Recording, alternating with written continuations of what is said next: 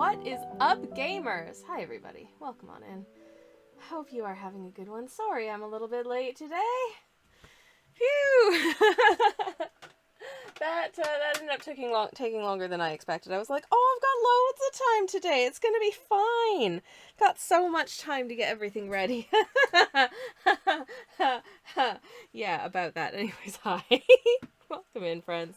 Hope you are having good Mondays. It's lovely to be here. It's good to be back. I missed you on Friday. I really did. I ended up not getting out of bed until about noon. So clearly my body was having none of it. But I'm back. I'm feeling a lot better. I had a good, fairly restorative weekend. And now I'm ready to do art stream and stuff. No, I'm not. Oh, a whole bunch of my supplies just fell down. That's okay. Don't worry about it. It's all good. It's all good. Let me get the...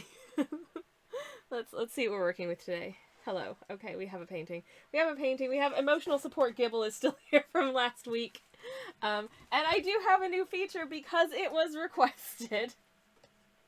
I never do this. I feel weird about doing this, but I set up a, is the sound cutting out? Oh no. Turnip says the sound is cutting out. Is the sound cutting out for anyone else? I'm not sure if it's my TV being silly or not. Is anyone else having issues with sound? Please do let me know. It does look to be working correctly from my end. Indigo says it's okay. Fantastic. Also, hello Turnip. Hello Indigo. Hello Kobe. How are you all doing? It is wonderful to see you. Welcome on in. I am sorry for anyone experiencing technical difficulties. You might want to try refreshing the stream if it's being a bit of a so-and-so. That may be something on Twitch's end as opposed to something I can fix, unfortunately, but I'll keep my fingers crossed for you that it corrects itself. Anyways, you may notice there is a new doodad on stream. I am actually, unless anyone protests incredibly, I'm going to say goodbye to Gibble because I find him quite distracting because he's so stinking cute. But if you want Gibble back, let me know. But in the meantime, you may notice there is a small overlay into the top left-hand corner of today's stream, and that is because it was requested that I set up a fund to purchase a new pencil, because my pencil is very much on its way out. So I did some research to see how much it would be for a new pencil, and it was about 200 biddies, so there is now a bits goal on screen, which is something I rarely do, and I don't like doing very much. And it is 98% for the meme, because that is a very, very low goal indeed. And I still don't expect to achieve it.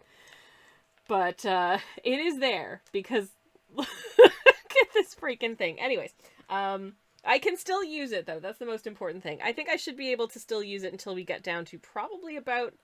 Until we get to the gold-tipped bit at the end, I feel like that's probably the end of my ability to adequately use this pencil. And I say this as someone who generally, when I'm holding a pencil, I am holding it very, very close to the tip.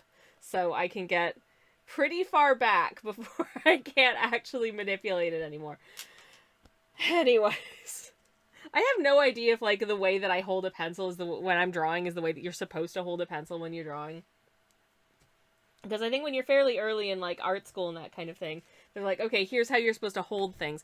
I don't know if I'm doing it correctly because I don't have a lot of formal education in art, believe it or not, based on this masterpiece, as I'm sure you could never guess.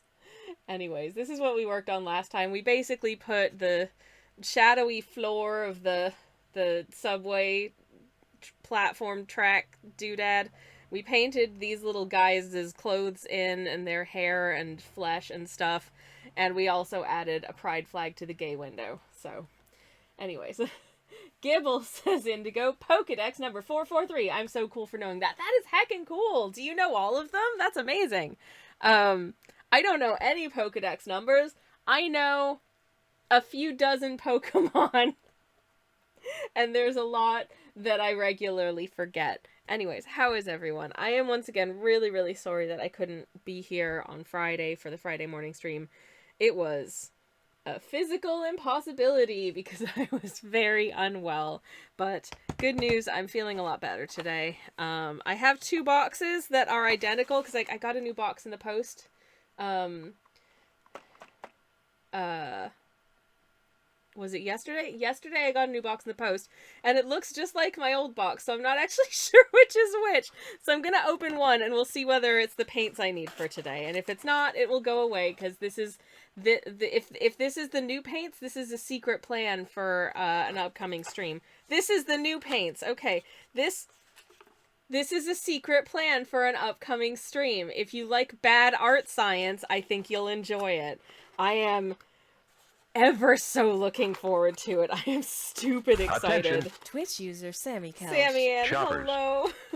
Welcome in. Hello, Raiders. It is wonderful to see you. Hello and welcome. Turnip says I'm back with sound. Yay! Welcome back indeed. Hello as well to Bickman and Kindren. How are you both doing? It's lovely to see you and welcome on in. Hello, Raiders. Let me get a shout out for Sammy Ann in the chat. Hello, Chair Bear. Welcome in. How are you doing? It's wonderful to see you and I hope you're having a great Monday. Hello. Okay. Shout out. Please work. Did I do it? Yay! Okay, there you go. You're not following Sammy Ann, go do it. I did some very fun lurking in Sammy Ann's stream earlier while I was working. I couldn't chat because, oh my god, I had so much to do, but it was very nice to hang out in the background. We are bringing the art venture to you, says Sammy Ann, and it's lovely to see you. And Chair Bear, thank you so very much for the follow. I very appreciate it. It's lovely to see you. Thank you for the follow and welcome on in. I suppose I should introduce myself for anyone who's new here. Hello. My name is Twitch user Sammy Kelch. I'm a variety streamer. I do art streams on Mondays and Thursdays. I do game streams on Fridays and every once in a while on a Sunday, but at this point it's probably like a couple times a year because schedules and all that jazz. So mostly I do game streams on Fridays and every once in a while, surprise, it's a Sunday stream. But today we're working on this very, very silly watercolor of it's Baba Yaga's hut, but it's a subway station because why not? Because I don't know, my brain just gave me this image, grabbed me by the lapels and says you gotta paint this, and I said okay, so that's what I'm doing. I'm a traditional artist who works primarily in watercolors and all that jazz, and that's what we're doing today. Sammy Ann, how was the rest of your stream? What were you up to? I did see some of what you were up to, but you may want to put it in your own words. And as always, if you would like to pay the art tax, if there's anything you'd like to share, we can go take a look at your Instagram, or if you've got something that you are working on today that you'd like to share, you can pop a whisper into my whispers, and I would love to share it with class. Anywho, for anybody who's new here, I might want to introduce what my art looks like when it's done as well, because it doesn't always look this incomplete and weird. Sometimes it looks done and weird. For instance, this little guy, this is a piece that we painted on stream recently. They are just a little chickadee who is trying their best, and that was a watercolor piece as well. Mostly I work in wet media, so that's the kind of thing you can probably expect from this stream. This is what I posted the other day as well. These were some ghosts who just wanted to bring you flowers. They're very sweet and considerate like that. One of them didn't quite nail the brief and brought a stalk of rhubarb instead, but are we really going to complain about rhubarb? No, we're not, because it is the best vegetable. Anyways. Chair Bear says, thank you for the lovely welcome, you're so sweet. Oh, no, you. Thank you. Hold on. I was making heart hands for you. There we go, that's better. Anyways. Hope everybody's having good Mondays. I hope you had good weekends. We had a bit of a palaver earlier today to do with train bookings because we were trying to book a train for, I think, probably about 4 or 5 in the afternoon. And the train booking website kept defaulting the booking to the cheapest available option, which was, I would say, I think about £2 less expensive, but it was at like 8:45 at night. And we don't want to set off on a journey at 8:45 at night, but now we're having to set off on a journey at 8:45 at night. Because the amount of money that we'd end up spending to cancel the booking is about 1/3 of the ticket price, which is just stupid expensive. So now we're stuck with these crappy tickets because the website was garbage. But that's okay. Because it's a trip to see my parents-in-law, and that's more important than having to travel at an inconvenient time. So, you know, family's worth it. Anyways, I'm going to get my paints open in the meantime. I mean, yay for showing you savings. But when you say you want a time, says Sammy, and yeah, exactly. It wasn't even a significant savings. It was like a couple pounds compared to the one that we actually wanted to get. But yeah, very, very frustrating that it just made it very difficult to... It's like, if you want to cancel your booking, you need to send them back their... You need to send them back your tickets in the post, or like, you have to actually get the physical tickets, take a photo of the tickets that you've canceled by like tearing them, and then submit that as a refund request. But you won't get a full refund because there's fees, but the fees come to like 20. It's so stupid. It's so stupid. It's like, we literally just booked this. Can we just change? No. Sometimes I really love just the furious bureaucracy of this country. But anyways, it's fine. It's not a big deal. It's a minor inconvenience, and we will be okay. Anywho, had to slip out for a moment to come back to frustrating train stories. I'm sorry to hear the stories of poor customer service at Sammy Ann. It's okay. We'll be fine. It was annoying, but in the long run, it's not that big of a deal in the grand scheme of things. And it's because we have a couple days off, so hey, you know, we get a couple days off, so whatever. You may have been away when I mentioned, but I will mention it again. If you do want to pay the art tax, you can whisper me a link, or if you want us to go take a look at what's going on your Instagram, we can do that as well. Just let me know. And again, I do hope that you had a good stream. It was a lot of fun when I was able to do some lurky-loos earlier. So yeah, hope you had a lovely time. I'm going to unwrap my paints.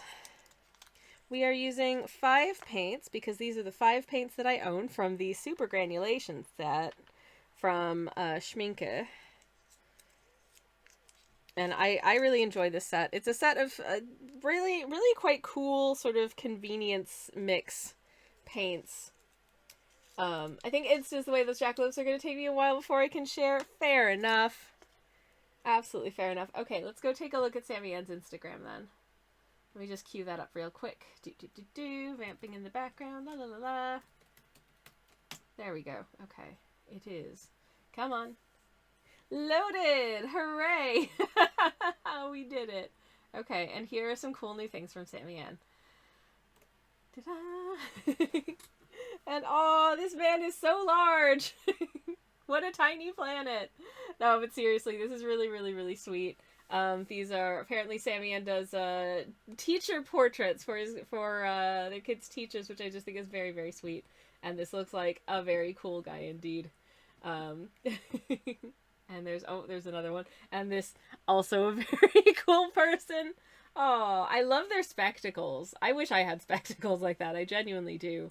I used to. But that was a long time ago and I miss them. Oh, also teachers are just the best. Like, shout out to teachers. You are doing amazing work and you deserve to be recognized with, I don't know, bags of money and accolades, honestly, because you are so important. Very, very important people, teachers. And I am here for celebrating them. And also I'm here for celebrating this beautiful little landscape. Get a load of the textures on these plants. And I absolutely adore the color palette you used for this as well. It is so... I don't know, it's just really cozy. Like, I want to hang out in this. I feel like I would be very comfortable in this, like, landscape with a cup of mint tea, specifically. Just really, I don't know, it's just really calm. The colors that you've used here make it feel very calm. This is my neighbor's pebble garden, says Sammy Ann, and it just looks like, that looks like a beautiful place to hang out. That's so nice. So nice. I love it. I would love to have a pebble garden. Oh my gosh, can you believe to learn? Anyways, Sammy Ann does amazing work, as you can see. Traditional stuff and digital stuff, and it's all just packed with bags of whimsy, and it's really, really cute. If you're not following Sammy Ann, you should go do that. Let me get you another shout out in the chat. If I can spell correctly. Okay. Anyways. I love these adventures these fine fellows are on, says Sammy Ann. Oh, thank you. The Baba Yaga hut is fabulous. Thank you, thank you. These are These are my little buddies. They're just having a nice time. As you can see, they're holding hands for safety, which I consider to be very important indeed. And we are, for unknown reasons, I don't know, I got a little unhinged here. I decided that for this piece I wanted to use my super granulating watercolors, even though I don't necessarily think they're like the best choice for this piece in hindsight. Because the, paints that do a lot of granulation and color separating and stuff, I think in general do best with paintings where you've got a lot of like big landscapey type areas or big abstract areas where you can, sort of do really, really nice sort of interesting washes and that kind of thing. And this isn't really that kind of a piece, so it's kind of working out a little bit weird, but we have a terrible drawing time, so never mind. I have a terrible drawing time request from Indigo, who wants to see Ampharos? I have no idea if I'm saying that right. And it is a Pokemon that I've never heard of, so that's really, really exciting. I should introduce what the deal is with terrible drawing time that you can probably guess based on this array of terrible drawings. Here is me. This is me having just the last shreds of my sanity drawn out of me by my own horrible attempt at drawing Crash Bandicoot from memory. So that's the thing. Basically, the deal is for 5,000 channel points, I've got 5 minutes or less to draw a character or concept of your choosing from memory or sight unseen on a terrible drawing canvas such as this. And so that's what I'm going to do. Oh, no. Is what I'm going to say about that. I think this is going to get interesting. Making Sammy draw all my favorites, says Indigo, and I apologize in advance for what I'm about to do, because it's gonna get interesting. Also, this eraser is so ratty. I stole it from the I stole it from the like supply closet of an old job, and it has been kicking around with me since. Sammy Ann says, wait, is that Breloom? This is Breloom, yes. I like the take. Oh my god. Anyways, what was their name? Ampharos, I think? Because I have thoughts for Ampharos. So I hope you'll enjoy it. It is Breloom, which I was given a vague description of a kangaroo dinosaur that's also somehow mushroom related. So I gave it like a mushroom cap for a head, and then just tried to make like a scaly kangaroo shaped creature. Sammy Ann, I'm genuinely impressed that you figured out that is Breloom, because I have looked up what Breloom looks like now, and they do not look anything like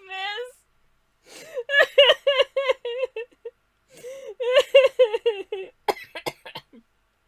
Okay, so I'm setting my clock for 5 minutes, and I honestly don't know if you're gonna like my take on Ampharos, but I'm trying to go off the name here, and the name is giving me some very interesting ideas, so I'm gonna do my best. I'm gonna pop them right here, and we'll see how we get on, because I've also been given some information about Ampharos, which feels like cheating, but you know what? I'll take it. I will take it, because this is a bipedal naked sheep. But here's the thing. When I read Ampharos, my first thought was amphora, like an amphora, like the type of container. So guess what? We're going with it. This is gonna get a little bit weird. I do reckon this is potentially going to get a little bit weird, but bear with. Okay. So, but I also know that it's bipedal, so I'm going to have to incorporate that, but also it's going to be shaped thusly.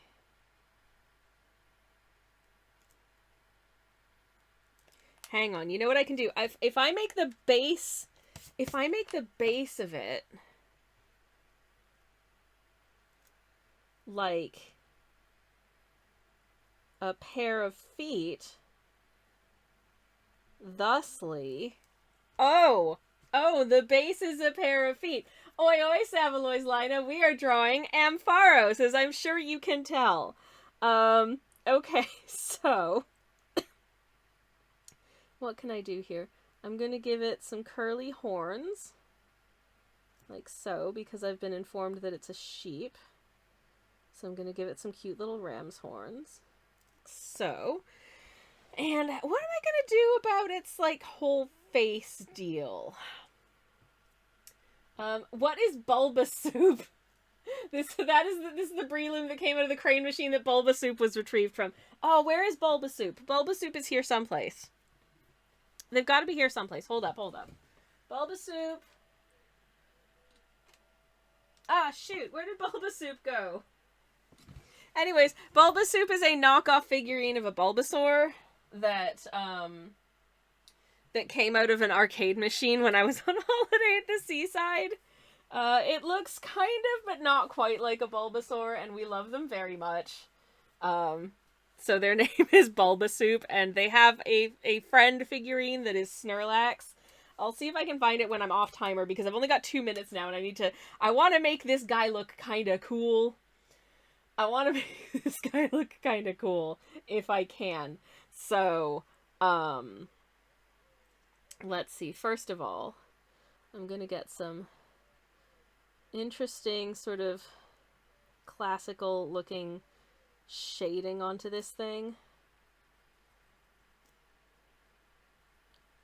Also bearing in mind that it is an electric type, so I'm wondering if I can do maybe some, like,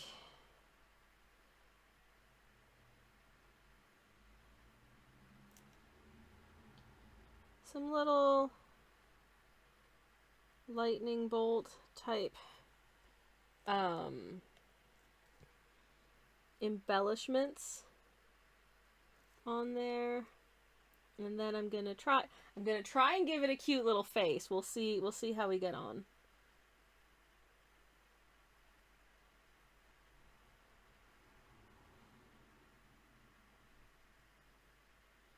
There we go. Does it look like a Pokemon's face? No, not really, but never mind. And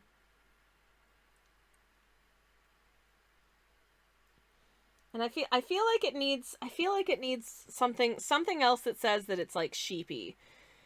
I'm not entirely sure how to do that, unless, oh god, what can I do? Has some unique and lovely characteristics, says Sammy, and aw, jeez. What else can I do to you, little Ampharos? I feel like this kind of captures the energy of an electric sheep that also looks like an amphora. Or is it amphora? I've never heard anyone say it out loud. I don't actually know which syllable to place emphasis on. I do apologize for that. Also, I'm running out of time. Oh no. But I feel like there isn't enough decoration, so I'm just gonna give it some woolly cheeks. Okay, that's it. Okay, so this is my version of the Pokemon Ampharos. What do we think? How did I do? I'm gonna pull it up. I'm gonna pull it up on the show and tell screen to see how far off am I. Very, extremely, so freaking far off. Oh god. Mistakes were made. Or perhaps extremely correct decisions. I don't know. Your mileage may vary. Okay, so, for comparisons. Kobe says, oh no, I love it. Oh, what, mine? Thank you. Thank you. Okay, so this is Ampharos. But also this is Ampharos. I would not have guessed that this is supposed to be a sheep. I guess it's a sheep during the summer season when it's had its, like, hair cut so it doesn't have, like, a large growth of wool all over it. I do get the electric vibe because it has that like yellow and red colorway that it seems like a good number of electric type Pokemon seems to have. Yeah, I'm sorry. I went for a classical sort of container that brought to life with little feet and horns and a happy little face. So I hope it's okay. I love that you went with Amphora for the body shape, says Sammy Ann, because the Pokemon design started there too. Really? Oh my god, now your design is now going to have to be a regional variant. Oh my god. Have they done a Pokemon game that's set in like a Pokemon version of like sort of that's like Mediterranean? Because that would work really well. Theo says, Sammy, they're the same picture. Oh, thank you. Kobe says Ampharos may be a combination of amp, a measure of electrical current, and the Greek pharos for lighthouse, as well as amparo, which is Portuguese and Spanish, for aid and protection. That's all heckin' adorable. Please look up Mega Ampharos. Okay. Looking it up. Show me the Mega. Oh, hi. Hello. Oh no, they're really cute. Oh my goodness, this is like, how would I describe this? It is, and where did that picture go? Because it took me to a Pokedex website and now I can't find the picture on it. But, oh, look at him. Oh, thank you, Indigo. They have, this hair.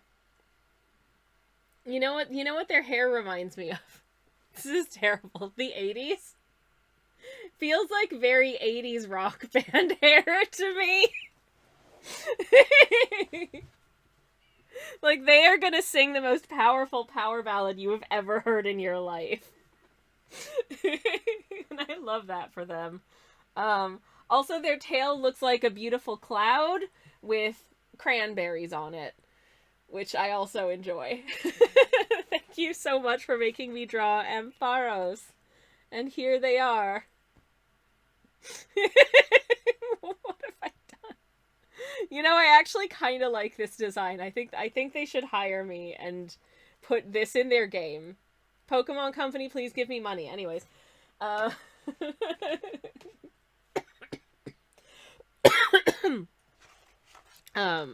Anyways. Right. Now. So. This... I could not get my camera to not be on the wonk. So I'm having to tilt my cutting mat so it's very on the wonk, so it feels all very misaligned for me here, but hopefully it looks a little bit more normal for you now. Also, my swatches for this paint are over there, so I'm going to grab my swatches for the paint, which are over there just real quickly, and then we will get on with the painting of the Viz. Hooray! Where are you, paints? Where are you, paint swatches? Swatches. There we are. Okay. Okay.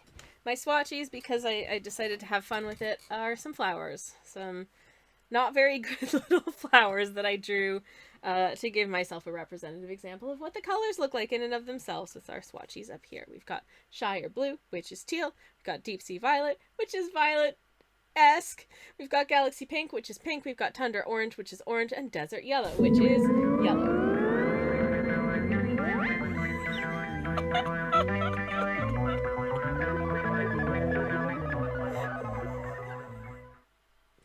Oh my god, Sammy, that scared the hell out of me!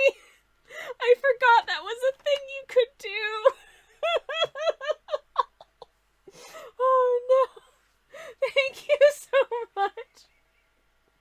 Thank you so much for the 100 biddies. Oh my goodness, thank you for contributing to my new pencil fund. Which I don't do goals on this stream. basically ever, but I was peer pressured into creating a goal for a new pencil fund because this is what my pencil looks like. You need a new pencil, so Sammy, and you made it Hoovy, and so I just appreciate the Delaware theme. I think it's fun. Um, it is a solid version of the theme tune. It was used very briefly and replaced in subsequent broadcasts, I believe. Um, but I don't know. There's something I just find very endearing about that piece of music with the weird boingy boing sounds and stuff. And it also scared the hell out of me. So, thank you. I'm very excited for this new pencil, says Theo. I just hope it has the quality that I like about this one. That's for sure. I think as most artists probably are who use a pencil. I'm quite picky about the the like softness to hardness doodah of it. And it turns out that my preference is pretty close to like smack dab in the middle. Because otherwise I've tried harder pencils thinking, yeah, and then the pencil lines are too faint. I've tried softer pencils and I'm like, no. Because they make a mess. So I like the sort of closer to the middle of the range weights of graphite. Where the hell did Bulba Soup go? My moderator / spouse probably knows, but he's not home right now. Anyways, when you make a theme song using a theremin, you have to appreciate it, says Sammy, and hell yeah, I wholeheartedly agree. Got a question in the chat from Indigo who wants to know, what is your favorite Pokemon? Oshawott. That was easy, it's Oshawott. I would say there are some runners up, but definitely Oshawott, one of my very favorites. An absolute little guy. Also, the name of the city that I was born in is Oshawa. So, as soon as I saw Oshawott, I was like, oh, that's my little guy! That's where I'm from! Also, they're a cute little otter type thing. But also trust issues because, man, they get a lot less cute when they evolve. The mid one is pretty cute, and then the last one. If you don't know, the evolution line for Oshawott, I will try and find Oshawott evolution. You say you want an evolution. No, I don't. And here's why. Oshawott is the sweetest, most adorable little creature. Right there. Turns into Duot. Also pretty cute, but like a little edgy teen who wants to fight you, and then turns into what the flip? No! What the hell is this? I hate it. No. I was very sad about the evolution of Oshawott, says Sammy Ann. And that's why I played Pokemon Legends Arceus when it came out on the Switch on my stream. And Oshawott was my starter Pokemon. And I leveled up Oshawott to like as high as you can level a little Pokemon. And it was so fun and good. And I got so many, like, 9-year-olds in my chat coming in to be like, why haven't you evolved your Oshawott? And I'm like, have you seen what happens to my sweet little buddy? No. Samurott is certainly something, says Indigo. Samurott is no one's favorite. I'm sorry. Except Kobe, apparently, who loves Samurott because he has swords in his arms. I mean, as someone who appreciates sharp objects, that is pretty cool, but Oshawott's my little friend. And I like taking characters that look tiny and cute and leveling them up to, like, level 1,000,000. And then, fighting God with them. That is my idea of a good time, so... Anyways, that's a question for the chat. What's your favorite Pokemon? And what's your favorite Pokemon, and how do you feel about what they evolve from or into? Just out of curiosity. Sammy Ann is doing a lurk. I have to go and de-stream. I've caused enough chaos and co's. By all means, please have a wonderful lurk, and thank you so much again for the raid. I very much appreciate it. Have a lovely rest of your evening, and thank you again. And have a good one. Thank you, Sammy Ann. Everyone else, if you're not following Sammy Ann, go do that. Go check out Sammy Ann's amazing work and wonderful artworks and fun streams and all that jazz. I think that's the meanest thing I've ever heard you say, says Theo, and I immediately felt incredibly bad about it. Oh my goodness. Chat, am I a bad person? I feel like a bad person now. Hisuian Samurott looks a bit cooler, at least, says Indigo. Oh yeah, definitely. I mean, it's a cool character. It's just not as cool, for me anyways, of what it evolves from. That is kind of cool. I think my favorite Hisuian form is the doggy. Oh god, what's the name of the doggy?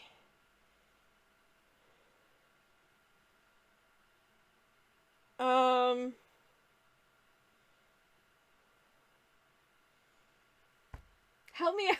What's the name of the dog? Sammy Ann is back from lunch to say, Sammy, you are not a bad person. You're a wonderful human. That is why we drop on by. Thank you, Sammy Ann. That's very kind of you to say. I really appreciate it. Growlithe, that is it. That's the, okay, this, of all of the regional variants I know, this is the best one. Look at this, get a load of this absolute friend. The goodest doggy. I would absolutely, if this was a real dog, I would 100% adopt this dog. This one in particular right here. To be my best friend and to look after and care for and love unconditionally for the rest of our mutual days. So there you go. They're just so stinking cute. Arcanine, says Indigo. So, camera? My camera is having... Did the camera have a moment for anybody else? I think my camera in general is having a moment. I'm just gonna very quickly check on something and make sure that it's not... Okay, yeah, it's connected. It's working as it should be. It just had a moment. Okay, anyways. I like the one with the leak. Oh, is that Farfetch'd? I think that's Farfetch'd. Yes, that is very, very cute as well. It's a burb with a leak. How could you not love a burb with a leak? Very, very, very cute indeed. Okay, I need to pick up my reference photo of this building. Because this is based on a real... For anyone who missed me chattering about it on last week's stream, this is a real building. This is based on an actual building that exists in real life. And somewhere I have a photo of it that I took on my Google Drive. But I also just uploaded to my Google Drive a whole buttload of photos of the time I met my celebrity crush, so this might take a moment of scrolling. But also, this isn't a humble brag or anything. This is just a precious memory I never want to forget. It's burned into my brain. This is me having a very pleasant and engaging conversation with my celebrity crush. Anyways, moving on. Let me see if I can find this much more relevant to our stuff today photo, and that is, ta-da! I feel like I did a pretty... Okay, so here's my picture. Here's the actual building, which is a house that is also a subway station in Toronto. So I'm happy. I'm happy that I feel like I did an okay job of kind of capturing the general shapes of it, I hope. General shapes. And yeah, Surfetched is definitely an awesome evolution for Far. Surfetched also looks very, very cool. That is a good set of evolutions. It takes a cool design and turns it into another cool design that's a little bit different. I like it. I dig it. I think it's fun. But yes, I'm so happy you got to meet him, says Theo. Oh, thank you much. Um, maybe again one day. That would be nice. I will give him another watercolor painting because I do not know how to earn the esteem of others than to just give them artwork. Just like, here, I painted you this, be my friend. Which is extremely normal of me. Anywho, okay, I need to try and hammer down what these colors need to be. Okay, so this doorway is pretty much just kind of, it's like a recessed doorway, so it's fairly sort of dark going into there. So I think I might just take my is this brush too tittle for this? I'm unsure, but I'm gonna try just taking this tittle brush for now. And popping some water down and trying to create a sort of appropriately shadowy situation in there. But the purple on its own is going to be a little bit too purpley, I think. If I add a little bit of green and then a little yellow to it, we should be able to create something a little bit more gray. Oh, Jesus, Murphy! I don't know if you heard that, but the ice cream van has just gone by outside, and it was, sometimes they switch themselves on, and it's very loud all of a sudden. And it regularly does me a little jump scare. Okay, so we've got a little bit of a bluish purplish gray here, and I think that'll do for sort of a shadowy recessed door.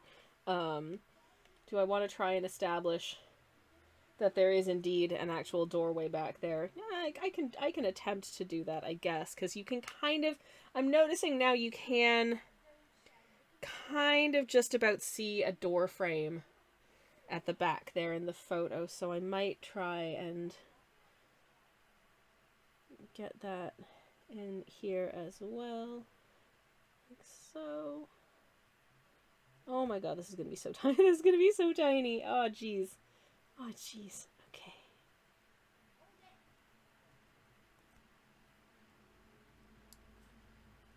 There we go, and then it kind of goes like that. Okay.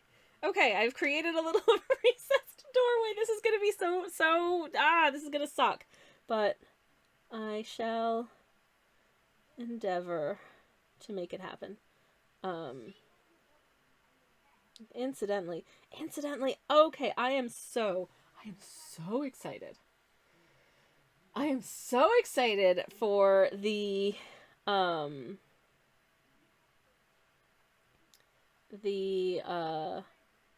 new paints that I got in the post yesterday. They are very, very, very cool. Very cool indeed.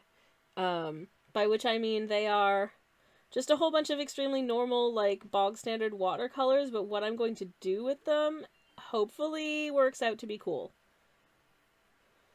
At least I hope it works out to be cool. I really do.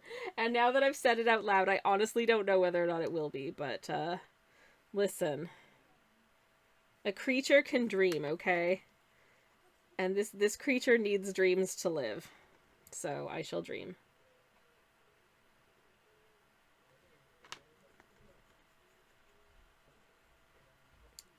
Anyways. I think it'll be fun.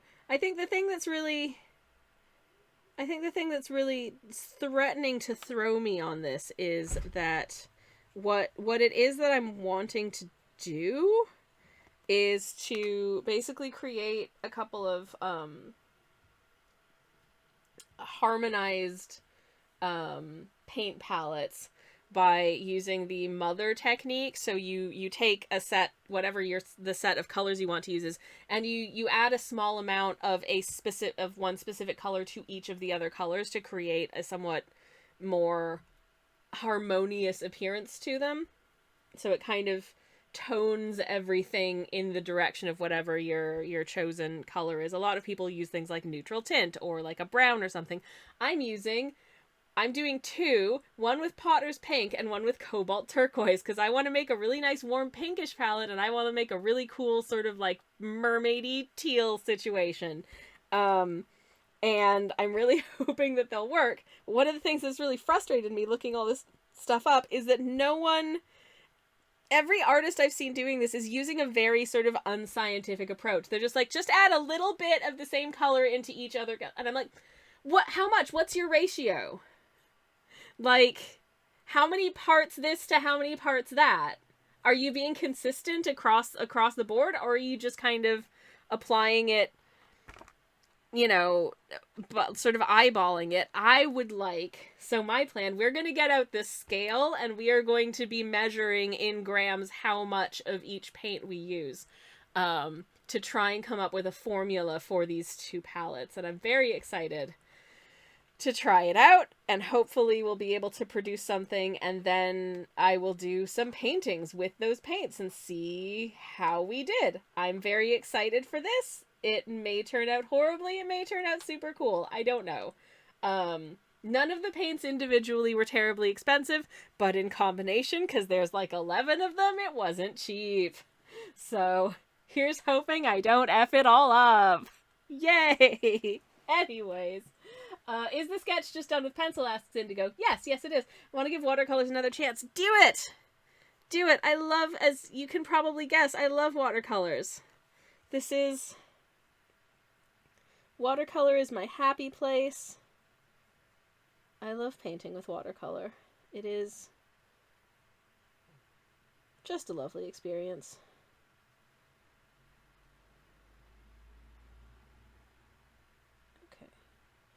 Okay, I've added a shadowy recess. Now, obviously, the door frame, like all of these door and window frames, is white, but it's in shadow. So it wants to be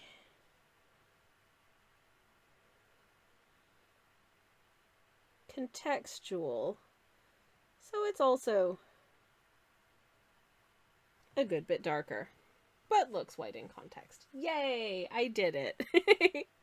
Alright, what other sort of window frames do I have that are going to be probably just kind of dark? I think these windows up here I will just shade in. And some of the windows look like they've actually got like shades on them. So I shall attempt to capture that sort of vibe. So they'll still be grayish, but not as... Ouch! Yes, thank you, Ice Cream Van. Listen. Would I like an ice cream? Yes. Is this a good time for me to go out and get an ice cream? No, I'm in the middle of streaming. What do you... No, absolutely not.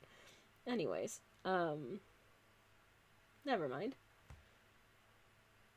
I think I've got some... I do actually have some ice cream in the freezer because I think my beautiful moderator / spouse did buy us a tub of that wonderful Swedish glacé vegan raspberry ice cream, which is really nice. It's dairy-free, and it is so tasty. That's one thing I've discovered. I knew this years ago. I used to buy from the hippie shop. I used to get vegan ice cream years ago. There was this one brand that did a soy chocolate ice cream that was absolutely stunning that I really liked. But then I guess I kind of fell off eating ice cream a lot for a long time because, you know, it's a sometimes treat. But then I developed a lactose intolerance a little while ago, and it's like, oh, well, if I am going to have ice cream, maybe I should investigate whether the vegan ice cream in this country is any good. And the answer is, yeah, it's pretty good, actually. So, yay! Anywho, but yeah, I'm trying to think if there's anything interesting to report from my weekend, and I don't think, not particularly. I've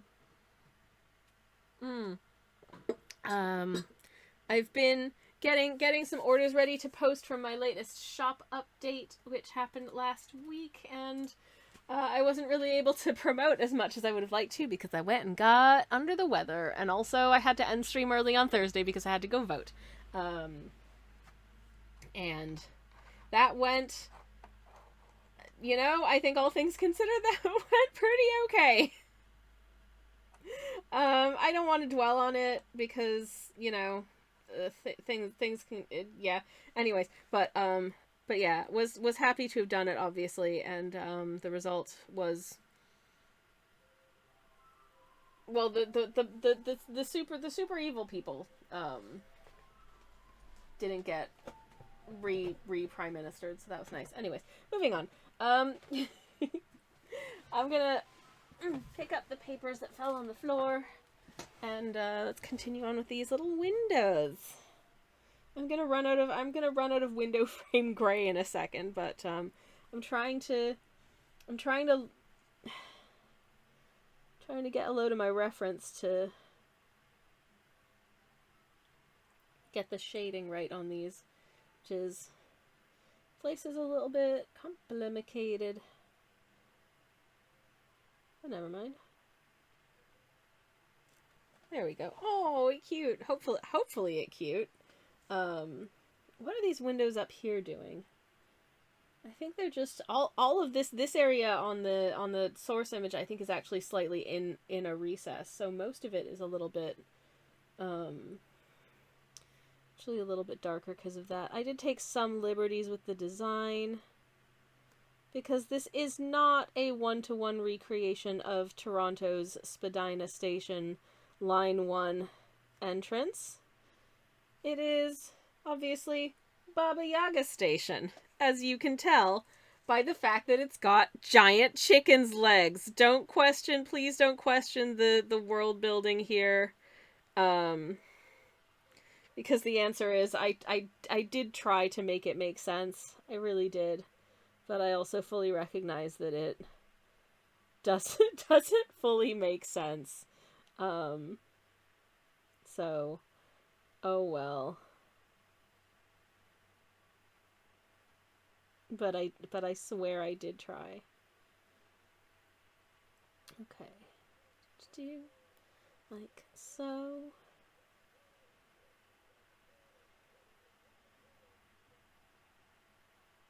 And like so. And now trying to figure out how these bits are shaded in. Oh no. So you've got some interesting shadows happening on this area, and I think I didn't quite draw in the window frames as well as I could have done here. So let me just kind of draw that out a little bit. This one just doesn't have an outer frame. So it's going to be, well, it's slightly bigger than the other one, but you know what? Whoever built this house was trying their best. Lux says, Sammy, hello. Hi, Lux. Welcome in. How are you doing? He says, I've made a lot of progress in Hollow Knight. I finally beat the Mantis Lords, and who knew it opened up like 50% of the more of the map. Congratulations. Ah, the Mantis Lords, my beloveds. They are the loveliest ladies I know. And I'm so happy for you. Congratulations on what I think is, personally I think one of my favorite boss fights in the game, actually. So congrats on getting it done. For anyone who doesn't know the Mantis Lords, the Mantis Lords look like them! And Lux, the little guy, is now you, having a nice, delicious fight milk latte with your new friends, the Mantis Lords. Congratulations! Please don't question our world building, says Indigo. We didn't get that far yet. Yeah, exactly. This is just a concept that came to me in a vision, okay? I'm just running with it, and I'll figure out the rest later. Turns out you just need a shit ton of patience, says Lux. Absolutely. Patience, I think, is a key in getting anywhere in Hollow Knight, really. Because there's a lot that, if you just persist, it kind of opens up to you, and it gets a lot more interesting as you go. Oh my god, I keep saying fight milk. Hell yeah, fight milk! I'm so glad that my influence is being felt in the Hollow Knight world. Oh my god, I think it was Fireborn, who is a YouTube creator who does a lot of Hollow Knight-y type content, among other things, made a video the other day fighting some fan-made boss fights, like fan-made mods with new boss fights, and one of the boss fights was like a giant spit boy turned up to 11. Or as you may know them if you just played the game, Primal Aspids. But because it's me, I went into the comments and it was just like, oh my god, they took a spit boy and made it worse and added frisbees? Welcome to my nightmare. And, no one there is gonna know what the hell I'm talking about with spit boys. But that's what they are. They're spit. If you're familiar with Hollow Knight, they are spit boys. That's what they are. Anyways, fully, Sammy. Oh god. If I had worked for Team Cherry, I feel like Hollow Knight would be a significantly sillier game. Oh no. Lux says the big thing I'm coming up against is this hoe needs Geo, but I keep buying new stuff. Well, that's the thing. I think it's like with a lot of these games, you end up in a situation where the currency to number of things you need to buy ratio is always a little bit out of whack. Like, yeah, Lux says, I have 850 saved and I need the lantern deal. I did have tricks that I started to do when I needed just like if when I was streaming the game for the first time and I was like, okay, I really want to be able to progress to this, but I need X amount of money. I would just go off stream and just like spam certain fights that I know how to like cheese really well and that give a good amount of currency when you beat them. And that worked really, really well. Enjoyed finding that, like, 600 Geo after opening the gate at Mantis Village. Yeah! Very, very much appreciate when you can find money in-game. Would love to find money in real life, but here we are. But yes. Anyways. I genuinely can't believe there's anything on the bits donation goal bar for the new pencil, which is very hilarious to me. Maybe someday we'll hit that goal and I will buy a new pencil. So stupid. Anyways, okay. I'm gonna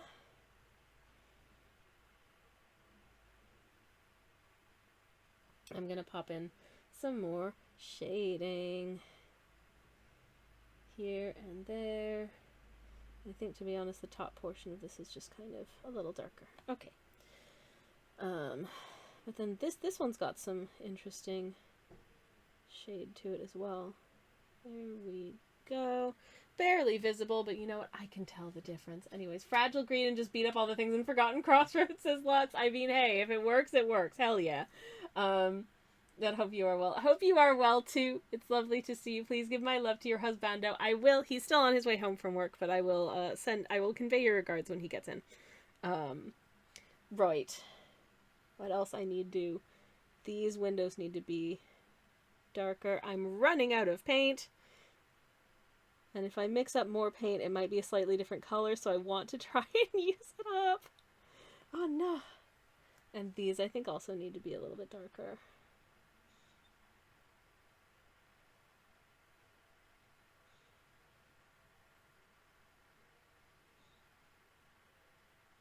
There we go. Okay, there we go. I think that's all right.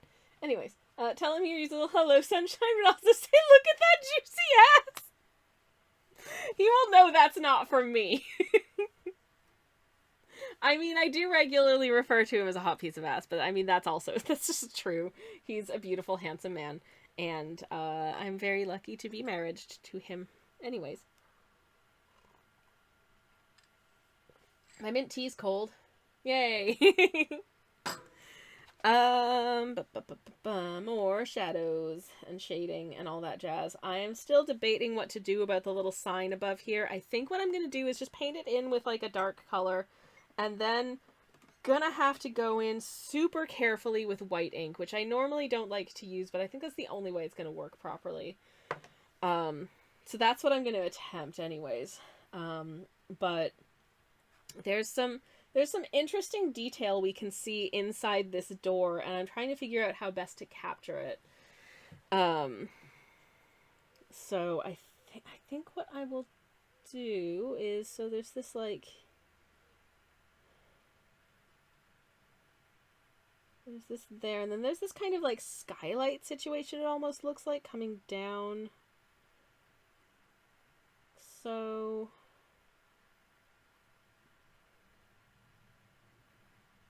which is kind of weird, but I shall try and approximate what the deal is with it in my painting. Anywho, But yeah, I'm genuinely trying to think if there's anything else interesting to report of my weekend. And I honestly am not sure that there is. I think we were gonna make soda bread. That was a thing that was supposed to happen this weekend and then didn't. And that's kind of it. I think we were just both too tired to do it. I did make a very nice palak paneer for dinner last night. That was lovely. And apart from that, I don't know if I did much. Okay, I'm pulling up some of this yellow. And I want to make a bit more of a brown than a gray. So I'm pulling up some of the yellow, and then I'm going to add a little bit of the purple to it, which should hopefully give me a good brown situation for this floor. It's just a little bit warmer. Is my goal anyways with that. This was a really weird choice of paint for this piece in general, in part because of the nature of this paint. I think works really well as like big wet washes, because you get this cool color separation, you get like the nice granulation effect. We're not really getting that in these teensy tiny details. But hopefully we might a bit more on the actual like brickwork of the house, which, as you can see, I'm putting off for as long as possible. Harvested some garden veggies last night and cooked them into my broket. Ooh, jambalaya, nice. That sounds delightful, Lux. I love that for you. Yum yum. I literally I just had frozen spinach in the freezer and was like, you know what goes with spinach? Paneer. And so I bought a thing of paneer and I made myself a lovely curry. I went out of the house to get the door earlier when the postie arrived. And when I came back inside the house, I was like, yeah, I had curry last night. It is still, the spices are still hanging around in the air, and you don't really notice when you've been in it for like 12 hours, but when you leave and then you come back, you're like, man, I want curry again. Oops. Anyways, it smells so good. So good. But yeah, that happened.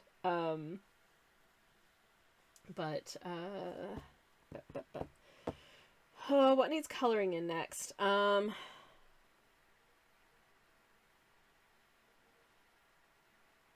like looking at my photo trying to figure out what I need to do next, and I realize I'm not saying anything. Oops.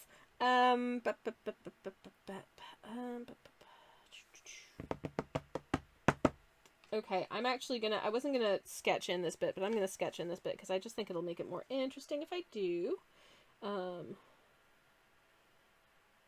Just kind of add this bit that is sticky outy just a smidge. Like so, which means that there's a little bit of a shadow just in this portion above the windows here. So that, I think that'll be add a little bit more visual interest. Because, you know, there isn't enough visual interest in this piece. I don't know. Anyways. So yeah, there's a weird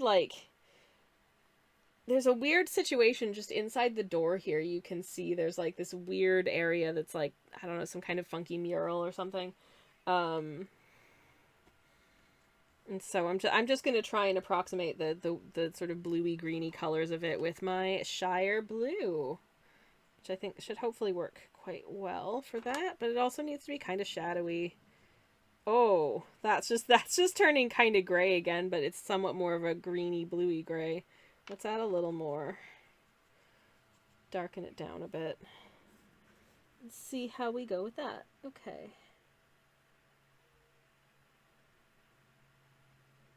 At least it kind of gives an impression that there's some kind of life, there's some kind of activity happening beyond these doors, which I think is kind of neat. At least I hope it looks kind of neat. It might just end up looking jank and messy. Who knows? Anyways.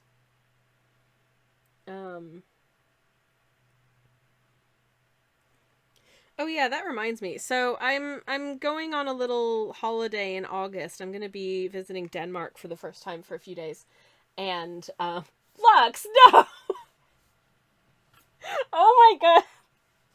I'm not reading that out. I love you, but oh, jeez. Anyways, Indigo says, I feel like when drawing outside, passerbys expect me to draw some nature stuff, but I'm just sitting here drawing Pokemon. You know what? And that is extremely valid of you. Draw what you feel like. Draw what inspires you. And if that's Pokemon, then cool. Anyways, wait a second. Weren't Jank and Messy the, like, bad guy Pokemon trainers in the anime cartoon? Full disclosure, I never actually watched the anime cartoon. The only other thing that I know about it is that there's a guy who likes jam donuts, but they look like onigiri. Anyways, Silly, hello, welcome in. How are you doing? Welcome. How is your day? What is Monday going? How's your Monday? It's wonderful to see you. Welcome on in. Hello. Hope you're having a lovely day. I sure am. What shall I paint next? I'm being very like weirdly choosy about what I paint. I don't know. What color are chicken legs? There's a question. And the answer is I just arrived at my grandparents' cabin, says Silly. Ooh, nice. Very, very, very nice. Love that for you. Jesse and James, says Indigo. Yeah, that's them. Messy and Jank. Anyways. Silly says, oh yeah, the weird translation with the jam donuts. I think that's Brock. Yeah, it's Brock's jam donuts. When I played the Pokemon video game on stream, and I did stream a Pokemon video game some years ago, I named my character Jam Donut because of that. That's why we have, which is a holdover from very long ago Let's Play stream, but we do have a Jam Donut emote. For that very reason. I need to update my emotes. I want to do some new emotes, but I need to think of what to do for them. I want to do an emote for TTS Nicole because she's trying her best. She's just a little wombat reading out the messages, what people say. And I love her for that. She's a very sweet creature. I'm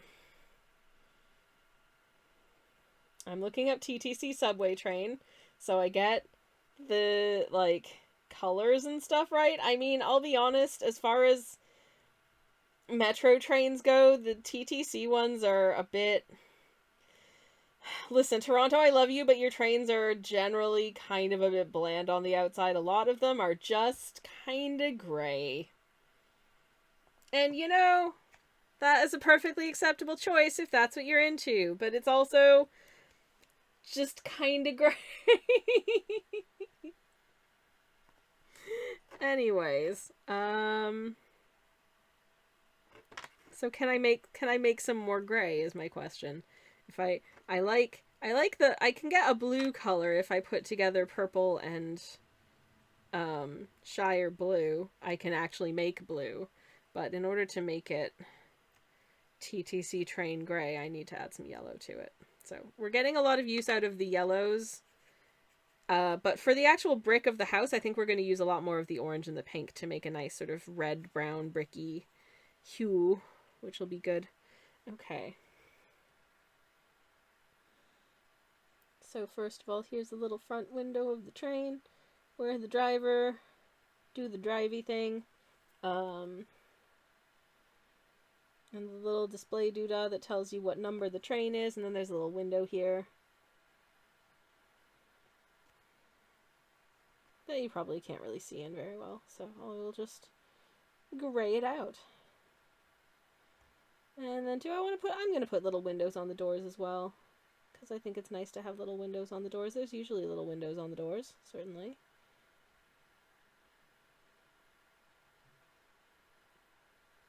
There we go. Yay, and there's the start of our subway train. Very exciting stuff. They should make more lesbian flag trains, says Silly. Ooh, yes, that is a good color scheme for trains and train stations. I wholeheartedly agree. Anyways.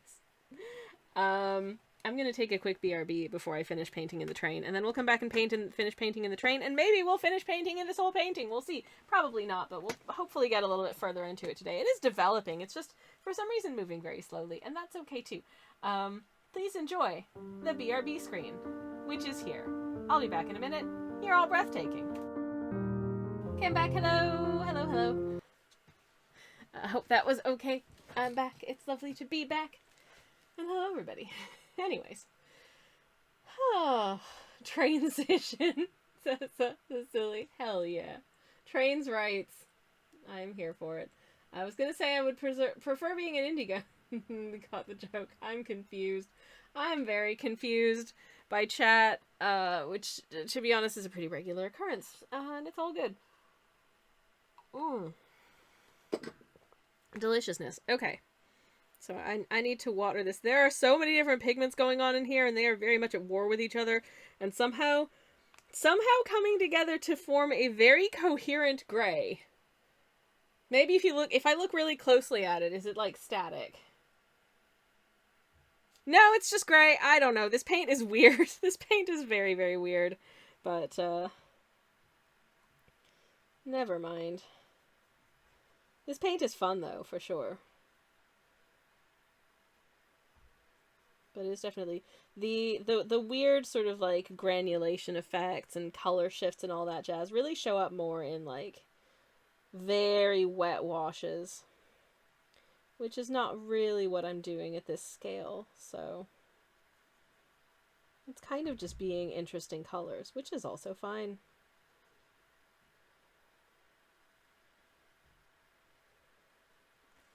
It's possible all that fun stuff will be more apparent in the actual sort of larger areas. I hope, anyways. I really hope. Yeah. Did anyone watch any GDQ? I don't know. No, I don't know what that is. I'm sorry. Good day. Quokka? Is that what it means? I hope so. Anyways, I hope all the quokkas out there are having a good day. Anyways. Okay, this tea brewed for a long old time and tastes kind of like not very much. I think that's possibly because, and you can see it in the mug here. This was like literally the last spoonful of this bag of tea, which was my beloved pineapple mint, which is discontinued, and I wish they'd bring back because it is the best tea. Yup. That's super weak. It's like I put a good spoonful of tea leaves in it, and normally that's fine, but I guess it must have been a scant enough teaspoon that it hasn't really had enough of an effect. So it's very, very, very weak. Very weak tea. Which is fine, but still slightly annoying.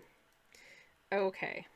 I'm gonna have to switch to my littlest brush, because I'm gonna do some teeny tiny red details next. I think there's this guy actually. Oh, actually no, I take it back, take it all back, because I need to do this little pole needs to be gray also. So I'm gonna take my subway car gray and paint in this little pole, which is also gray. That's it. That's anyways.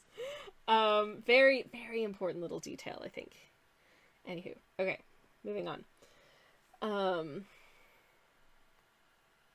me just,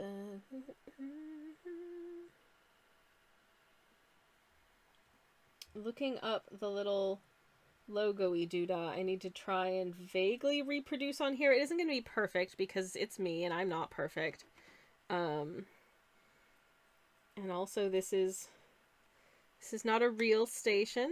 This is a magical station with chicken's legs. So I'm not super worried about it being 100% bang on of its inspiration. It just needs to kind of look like it. Anyways, Indigo says they have a bunch of speedrunners playing games and raising money for Doctors Without Borders. Oh, rad! Good for them! That's awesome. I am very, you can pretty much guarantee that if there's a thing that's happening, I'm out of the loop and don't know about it. That doesn't mean I don't think it's good. I'm just very, not aware of things. Despite being terminally online, I just don't learn about stuff. It isn't on purpose. It just happens that way. Okay. There was not quite enough water on my brush, so hopefully I've managed to correct this to do the rest of it. Alright, so I need to... Oh god, this is so tiny. I need to go out like that. And out like that. And there needs to be sort of a red outline inside the white. I don't think I'm going to be able to do a red outline inside the white outline of this freaking sign because it is just too small, but I shall endeavor to do so anyways. Oh my god. Oh my god. Oh my god.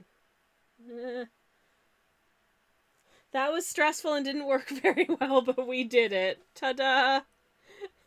It's kind of the TTC, but not quite. Yay! We did it. Can I kind of... I mean, the shape is slightly wrong for the TTC logo anyways, but it doesn't matter because this isn't the TTC, this is something else. This is TTC adjacent. I don't know. It's not even really that. It's just me goofing around. That's all it is. Anyways. That's hopefully y'all having fun. Okay, I'm trying to pull up my reference for the train because I need to pop a little logo on the front end of the train, I think, as well. My moderator / spouse is home. I'll be back in just a second saying hello. Hello, hello. Welcome home, sunshine. It's good to see you. How was your day? Alright, I'm just splitting a headache now. Okay, get yourself a cup of tea, okay? Posties for as well. And I love you bunches. And, I was supposed to say you have a hot, juicy ass. You'll never guess who told me to say that.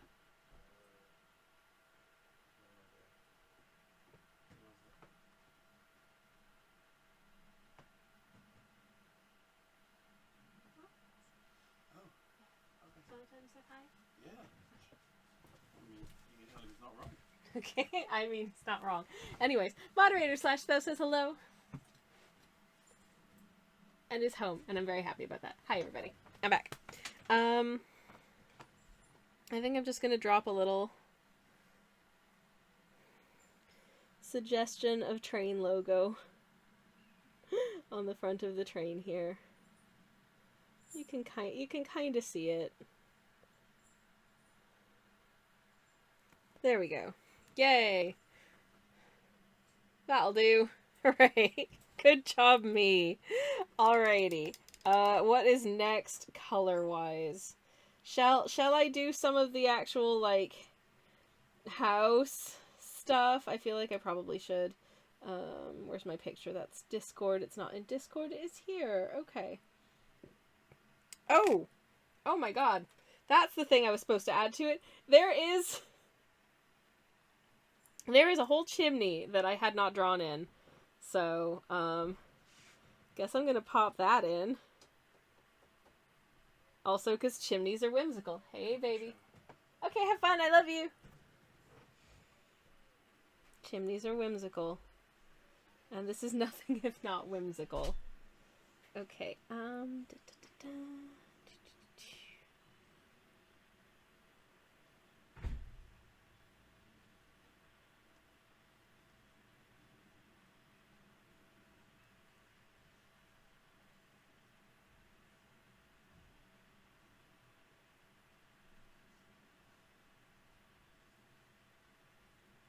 there we go. Got a happy little chimney there.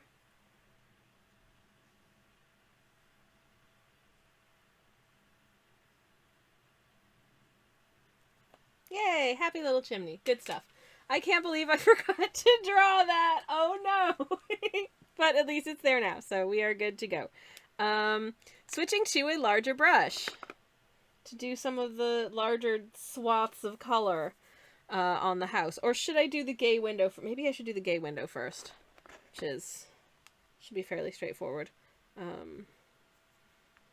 Gonna grab some gray for the roof, because it is a contrasting. It's not bricky. It's like painted on, in sort of a cream color. So I can certainly kind of do that.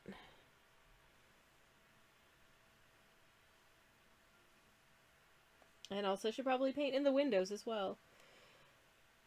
So I'll also do that. Okay.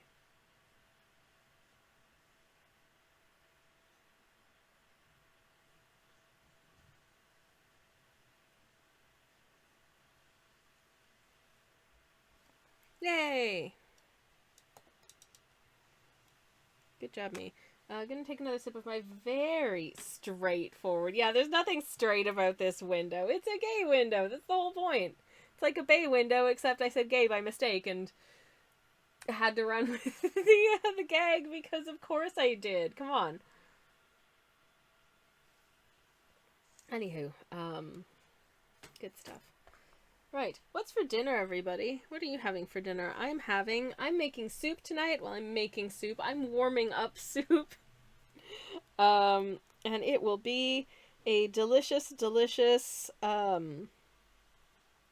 cauliflower and kale soup, which I'm very excited for because I love cauliflower and I love kale. So, you know, what's not to love about a cauliflower and kale soup situation? There is nothing not to love about it. It's perfect in every way. Okay, can I have some paint, please? Maybe my brush wasn't wet enough. Can I have some paint now, please? There we go. I'm gonna steal a little bit of this gray because this is fairly in shadow, so it doesn't want to be perfectly white or anything.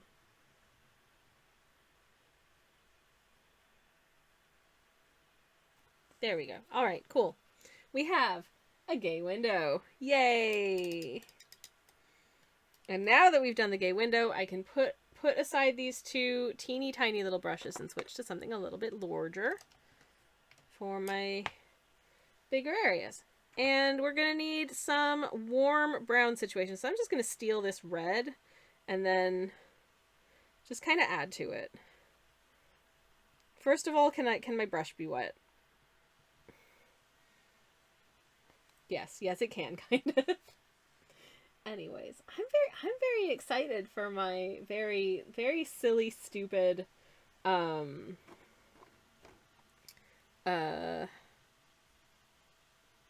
soup dinner situation, actually, now that I'm thinking of it. If I'm feeling super hungry, I might go ahead and make myself, like, some toast.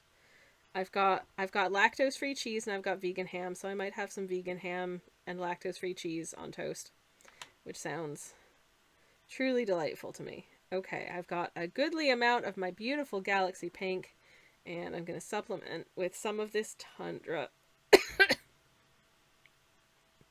orange. And because that's all just a smidge too red adjacent, I think.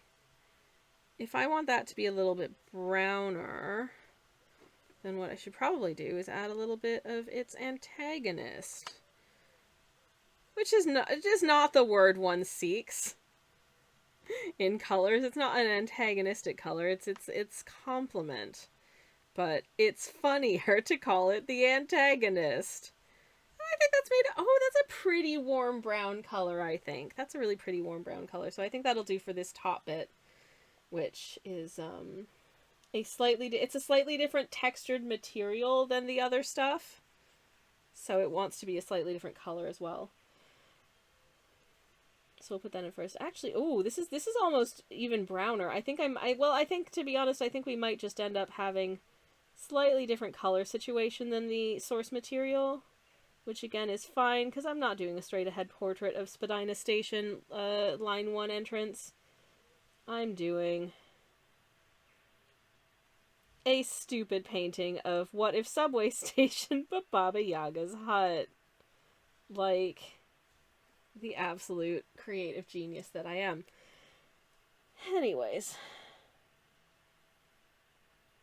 You know, I'm not an exceptionally ambitious individual, I don't think. If I was an exceptionally ambitious individual, I probably wouldn't be doing tiny little A6 paintings of whimsy on a live stream attended by upwards of tens of people. But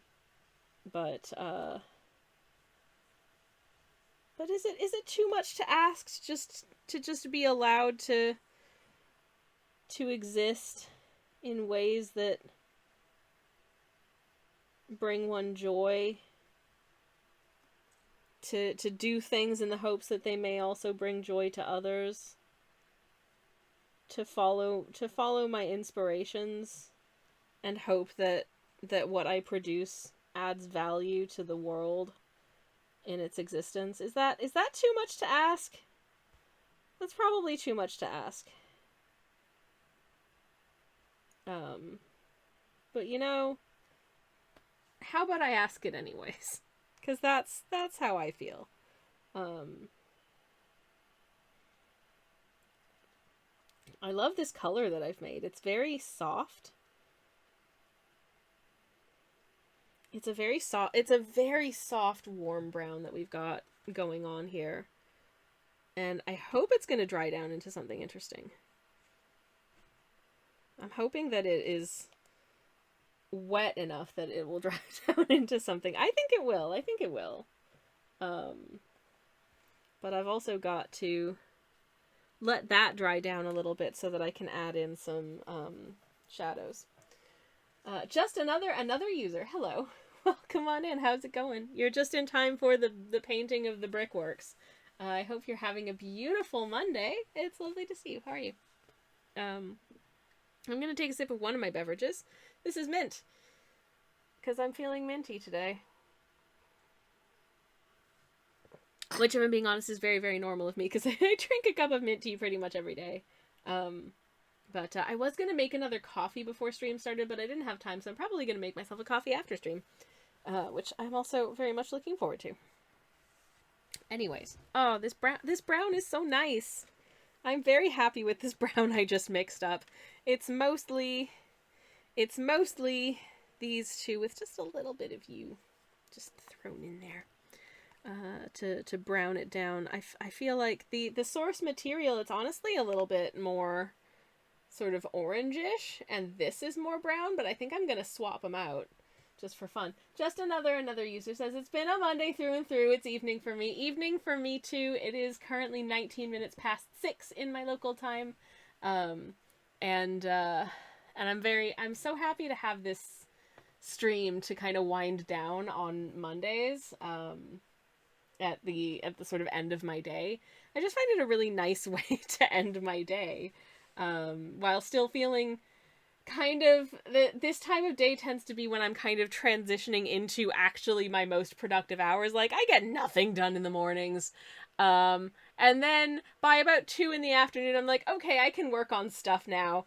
And then by about 7, I'm like, okay, I'm done. And then I have dinner, and then I feel productive again at around 11 p.m. So this is a perfect time for me to be streaming. But yeah, Mr. Hangman says, hey, how's it going? Hello, Mr. Hangman. It's wonderful to see you. Welcome in. I'm doing pretty good, all things considered. Mondays, am I right? But having a nice time actually getting some colors down on this painting. It's been a while. It still looks jank as hell, but I'm trusting the process, and I think it's going to turn out hopefully pretty cute. Just another says, 19 past 6, so you're east half of Europe-ish. United Kingdom, yes. Yes, so very much on the, okay, sorry, looking at my, I've closed my eyes and I'm looking at my map and I'm trying to remember what the cardinal directions are. Western Europe, United Kingdom. Yes, right. I got there. It took me a minute to be like, wait, which one's west? I forget. But yes, I'm in the United Kingdom, so yes, I am indeed in one of the Europe time zones. And sorry. It It looks like a beautiful day out there. It's very gray and very overcast, and there's a lot of lovely, there's a nice cool breeze coming in the window, which I really appreciate, because it gets really warm in this house otherwise, so I consider myself very blessed to have that as well. Okay, and now it's time to put down some shadows, or at least attempt to do, oh geez, it's gonna not want to do it, but it worked really well for the smaller areas. But this bigger segment, it just kind of wants to lift if I try and put another layer on top. I don't know. So some paints layer really well and some paints just lift. And some of these ones I found, it just wants to be one wash, and if you try and add any more, it will just it'll just remove itself again, which is kind of annoying, but never mind. Okay, I'm confused because for me it's 1721 and I always thought Germany is an hour behind, not ahead. But maybe I'm mixing stuff up. Says just another. Germany, yes, Germany is one... Now my head hurts. Ah! Yes! Yes, that makes... Yes, it should be... It should be 19. I think. Just, yes. Okay. Just another says, it isn't 1721. My PC is wrong. It should be 1923 now, I believe, in Germany. Because it's 1823 in the United Kingdom. I mean, it's kind of the pre-interwar years. It's not great in Germany then. What? No, not the year, sweetheart. The time.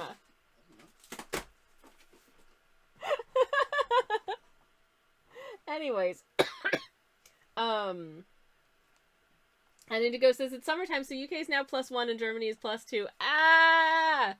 Why is summertime a thing? It's very confusing. Mr. Hangman says I spent almost 2 hours yesterday drawing and inking cutout pieces for a 2D character in a cutout style. Ooh, sweet. But now I kind of want to scrap it and do 3D puppets. Oh my gosh. What? Why not both?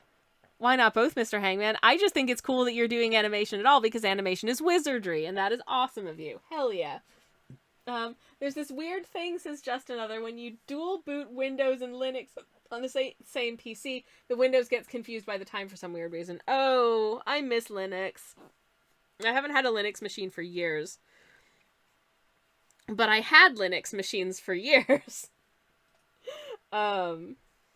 Anyways, please give my regards to Linux, and I hope that it plays ball.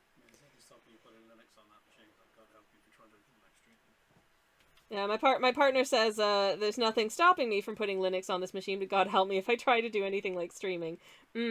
I don't know how it would work. Also, I don't want to break the computer, so I'm gonna not. But I did enjoy Linux for quite some time. It is a good. I do remember actually buying back when this was in like, I don't know, I would say like maybe the early 2010s, late 2000s, I was buying myself a new computer, like a little one of those like little mini laptops, like the netbooks, if you remember netbooks, which kind of got superseded by just tablets that were just computers. With extra steps, but also lightweight and easy to carry around, and I very much subsequently appreciated having a tablet as well. There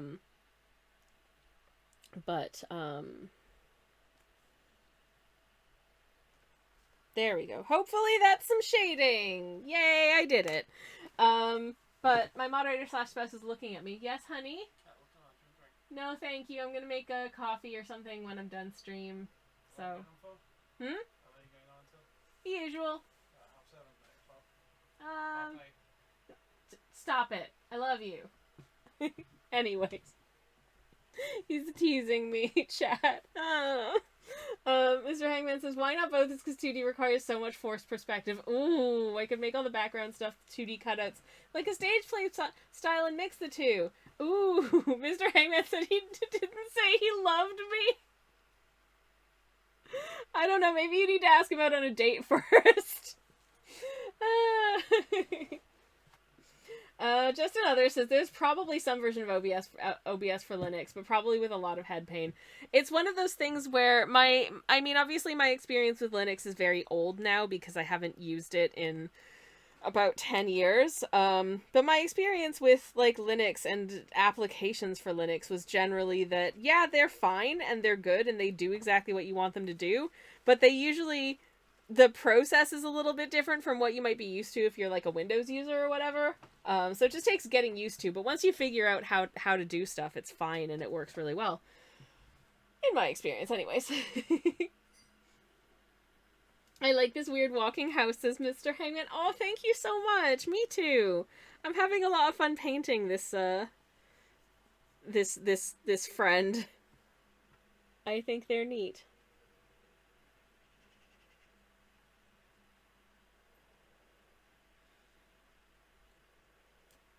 And maybe if I wet this down a little bit more, I can just mash on more paint without it looking too weird. But a nice line delineating what's shadow and what's not, I think, is the most important thing. If it looks a little bit mottled, who cares? As long as you can tell what is what, then that is fine with me, and I'm happy with that. Just another says I've recently switched because I need Linux for uni. Oh, interesting.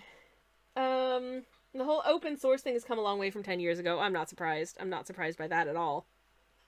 There were a lot of things that, I will say for the time it did all of the things that I needed it to do, but also I needed it to do a lot less. Because I obviously wasn't streaming in 2010.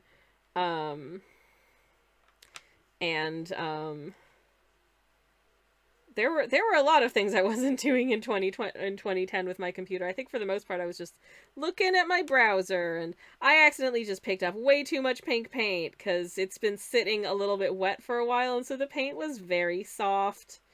Oh no. So now this swatchy is very, very pink. Oh, pretzels. Can I pick up some orange to make up for it then? Because I don't want the house to be too pink. But I don't want it to be super orange. But I think it wants to be at least as orange as it is pink. You know, that sort of like red brick color. Nice warm, bricky situation. But this I feel like I made quite brown. So I would like the house to be a little bit less brown, I guess, to kind of compensate for it. So we'll see. Oh, this bit makes me scared. This bit makes me very, very scared. But to be honest, most of the house is kind of all the same color. What I am gonna do, I think, is to just, there is a little border kind of along the very bottom of it. And I am just gonna just kind of acknowledge that. But I think for the most part this brickwork is all kind of going to be the same color, and then we'll add in sort of shades and details and all that jazz. Just Mr. Hangman says this stream's 18 plus. Sammy says this stream's 18 plus. Also, Sammy, oh pretzels. Yup. Listen, just because this stream is for grown-ups, it is a grown-up stream for adults. We are all grown-ups here. That doesn't mean that I can't say oh pretzels. You know, I try not to swear, but also we can acknowledge, I don't know, foreskin. Just saying. Anyways. It's a good thing that my Twitch VOD channel on YouTube isn't monetized, because it would be demonetized if I said things like that, which sometimes I do, because we're all grown-ups here and we can. Anyways, Mr. Hangman says, I like how you use your pencil until it's basically too short to hold. I do the same thing. I've been using the same pencil since high school in my one pencil kit. Oh my god. I like my pencils medium, says Indigo. Listen, I was peer pressured into starting. If you take a look right up here in the upper left-hand corner of the stream, there is a donation goal. I never have goals set up, but I have a goal set up for 200 bits, which I have determined is about as much as it costs to buy a semi-decent quality pencil from an art supplies shop. Because I was asked to create a new pencil fund because my pencil is too small. So there is a new pencil fund, and I'll be very impressed if we ever hit that goal. Yeah, so that exists. And thank you for the contributions to this very important cause so far. No, it's the perfect size, says Mr. Hangman. It will be until it runs out, and at which point it will be too small. I think I have until about here, until it gets to about here, at which point I will no longer be able to hold it. But for now, it is a perfect pencil size. And I don't like wasting resource, but at some point I'm gonna have to replace this little buddy. Yeah, have you seen the pencil sharpening speed runs? Oh my god, I love it all. I don't know it, but I love it already. That sounds incredibly silly. And I'm very glad to hear that it exists, because oh my god. That's amazing. Hell yes. Okay. So let's start adding house color, station color, whatever you want to call it. This color. Oh, I'm nervous because I've got all of these fiddly little bits to paint around. All of these fiddly little bits. Bits that I don't accidentally want to paint in, kind of thing.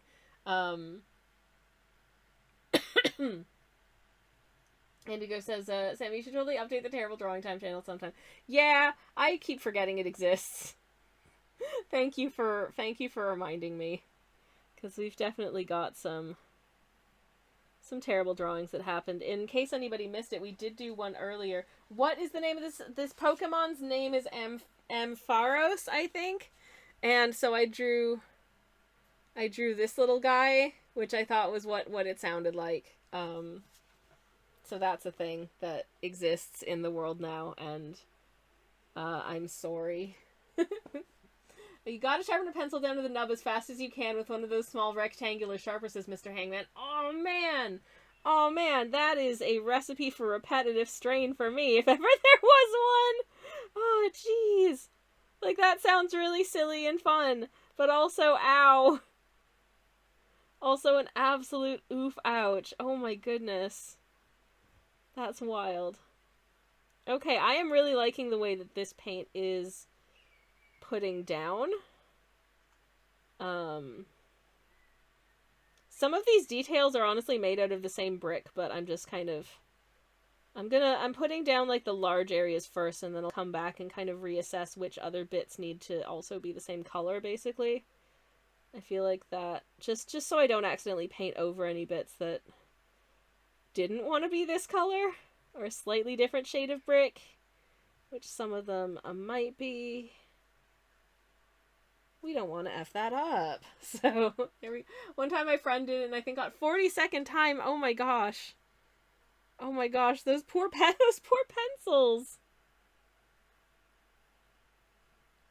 Anyways.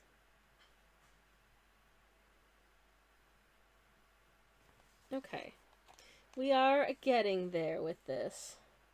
I feel like this is one of those paintings where it's just like, it looks stupid, it looks jank, it looks stupid, it looks jank, and then the more I'm adding to it, I'm like, okay, yeah, I'm starting to see what was inside my imagination the whole time again, and I'm starting to like it again.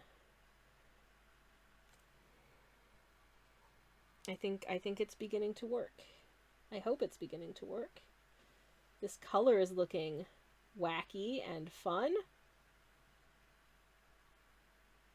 I need to look up what pigments are in these two color mixes that form most of this.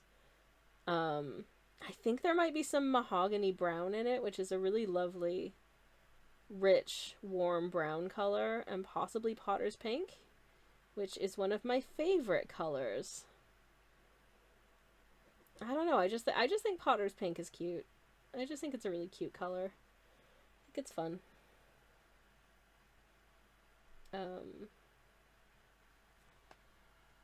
I've been teaching myself about pigments a bit more lately because I think it's interesting. And because, you know, I didn't go to school for any of this stuff, so I didn't get taught any of this stuff when I was, like, learning how to paint. I was just buying paints I could afford that I thought were cool. And now that I have a smidgen more experience, I'm kind of itching to, like, play with certain things a little bit more. And, you know, expand my knowledge set and expand my skill set. And just do things that seem fun. That's looking super pretty. I love it. Anyways, I remember when I worked in a kindergarten and just sharpened every single pencil, says Indigo. Oh, fun.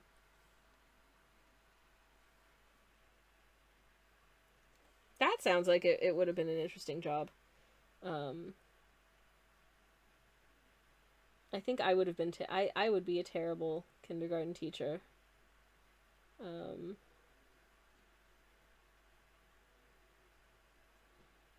I mean, I'm reasonably good at restraining myself from swearing most of the time these days, but, you know, it's been suggested to me with my, by quite a few people, in fact, it's been suggested to me that like, a lot of my art style would lend itself well to, like, children's book illustrations, and I wholeheartedly would love to do that, and also I would be terrified to do that, because I'm like, I'm too grown up for kids' book stuff. I don't know. I think because I haven't grown, I don't have a lot of, I have a niece and I have two nephews, and they're all kind of tween-aged to young adults now, and they all grew up far enough away from where I live that I haven't been physically present for a ton of Twitch their... user Sammy Kelsch. Never mind. Hello, Scissor. Welcome in. Hello, Raiders. How are you doing? Scissor, how was your stream? What'd you get up to today? It is lovely to see you, and welcome on in. Thank you so much for the raid. How are you? Welcome. I am just finishing up this wash of, semi-brick colored building. But let me get a shout out for you real quick.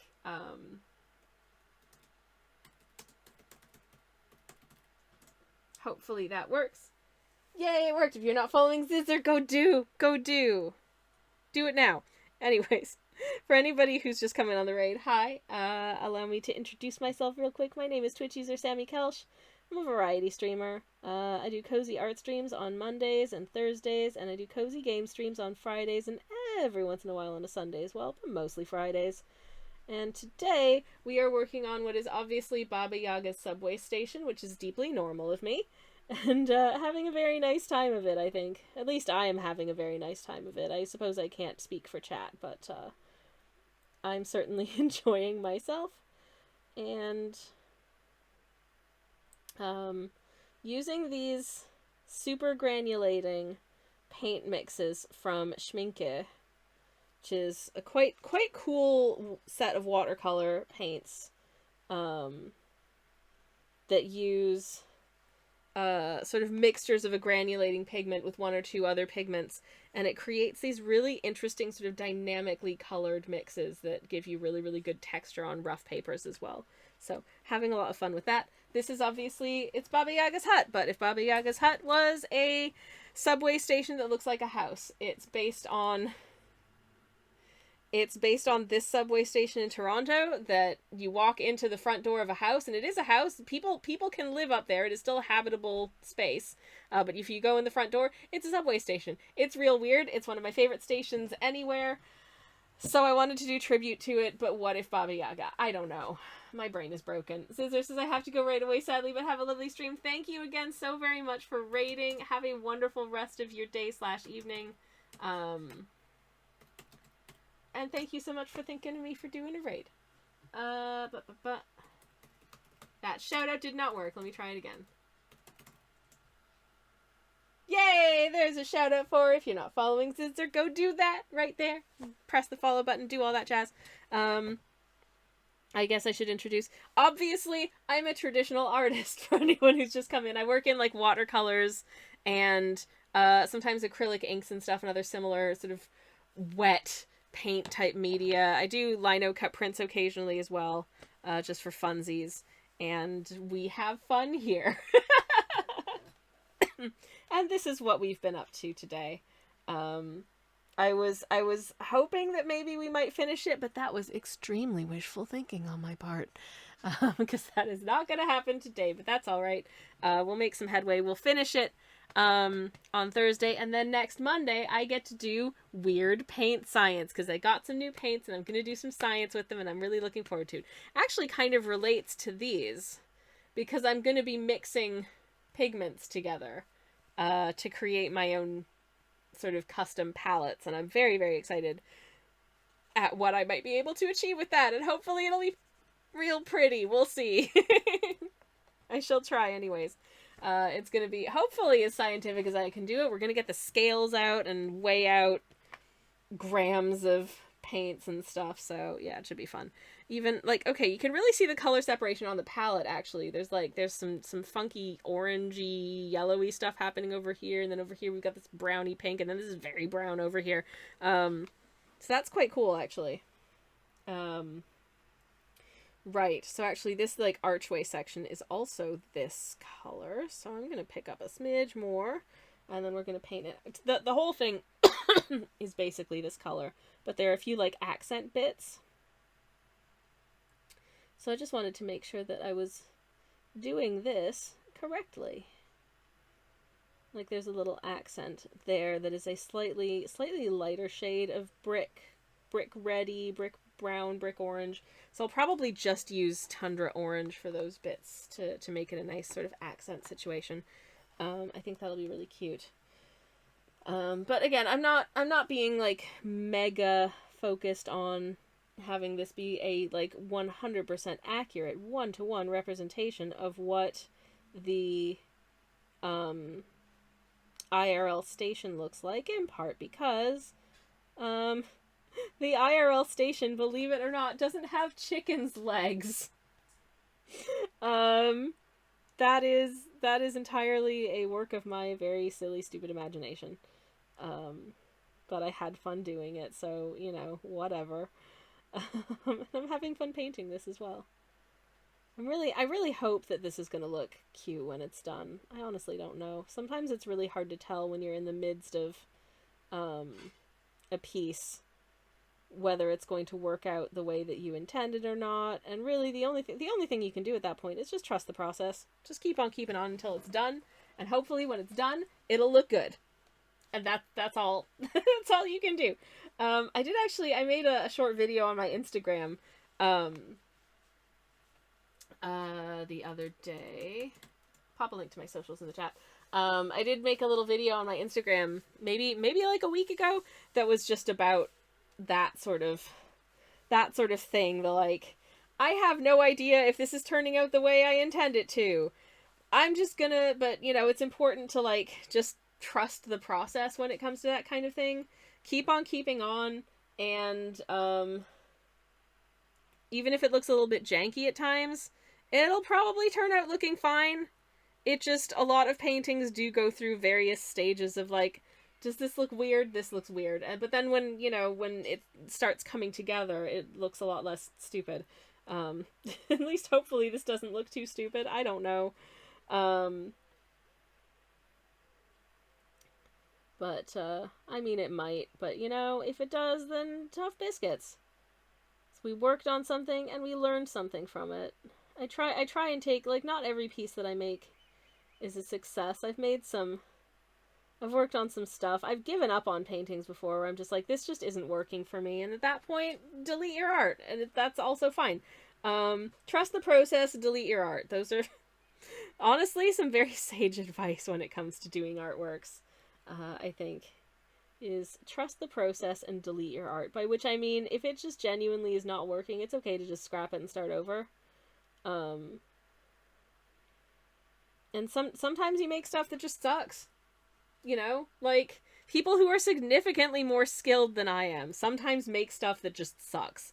And that's fine. If that happens, you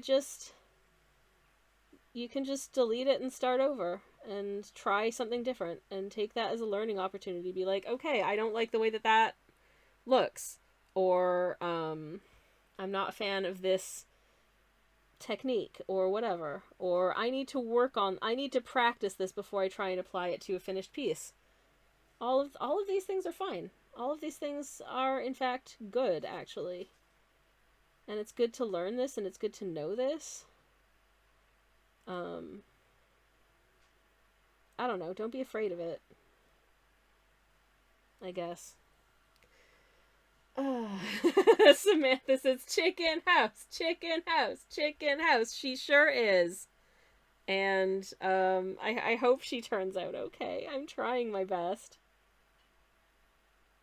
I'm enjoying it. So now that the house is actually sort of starting to be colored in, I'm definitely enjoying it more.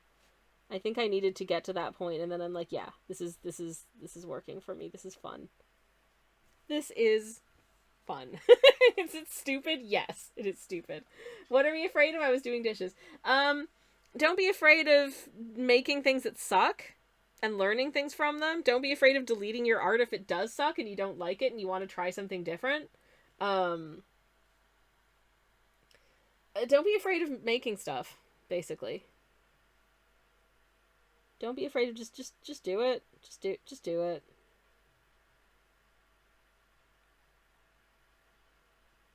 Keep making stuff, and at some point you'll make something that you look at and you're like, yeah, that's good. I dig it. Or even just, yeah, I had fun making that. Whatever it may be. It's all good. Anyways, that's kind of what I'm doing now, says Mr. Hangman. Hell yeah, that's rad. That is a good thing to do. Okay, this little ledge bit is also attention. the same brick. Twitch user Sammy Kelch. Shoppers. Hello, Jam. Hi. Welcome in, everybody. Welcome. Hello.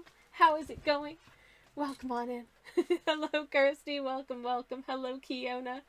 How's it going, Jam? How was your stream? It is lovely to see you. Welcome on in. This is Baba Yaga's subway station. Bees and raids and stuff, says Kirsty. Hell yeah. Mr. Hangman's got to get going. Thank you so much for hanging out. It was lovely to see you. Have a good rest of your Monday. Casa, hello. Art Rex, hello. Jam, hello. How's it going, friends? It is wonderful to see you. Thank you very much for the raid, Jam. Let me get a shout out to Mr. James B. Barrow, our lovely bee friend. Welcome in, everybody. For anyone who is new here, hello, welcome in. My name is Twitch user Sammy Kelch. I am a variety streamer. I do cozy... Never mind. Hello. Oh hell yeah, Kirsty Arts just subscribed. Thank you.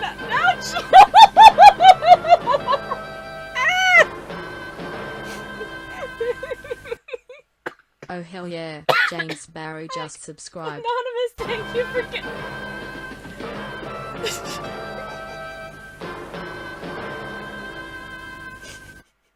Oh hell yeah, Casimir's just subscribed. Anonymous, thank you very much for gifting subs to Kirsty and Jam and Casa. Very much appreciated. Thank you. Also,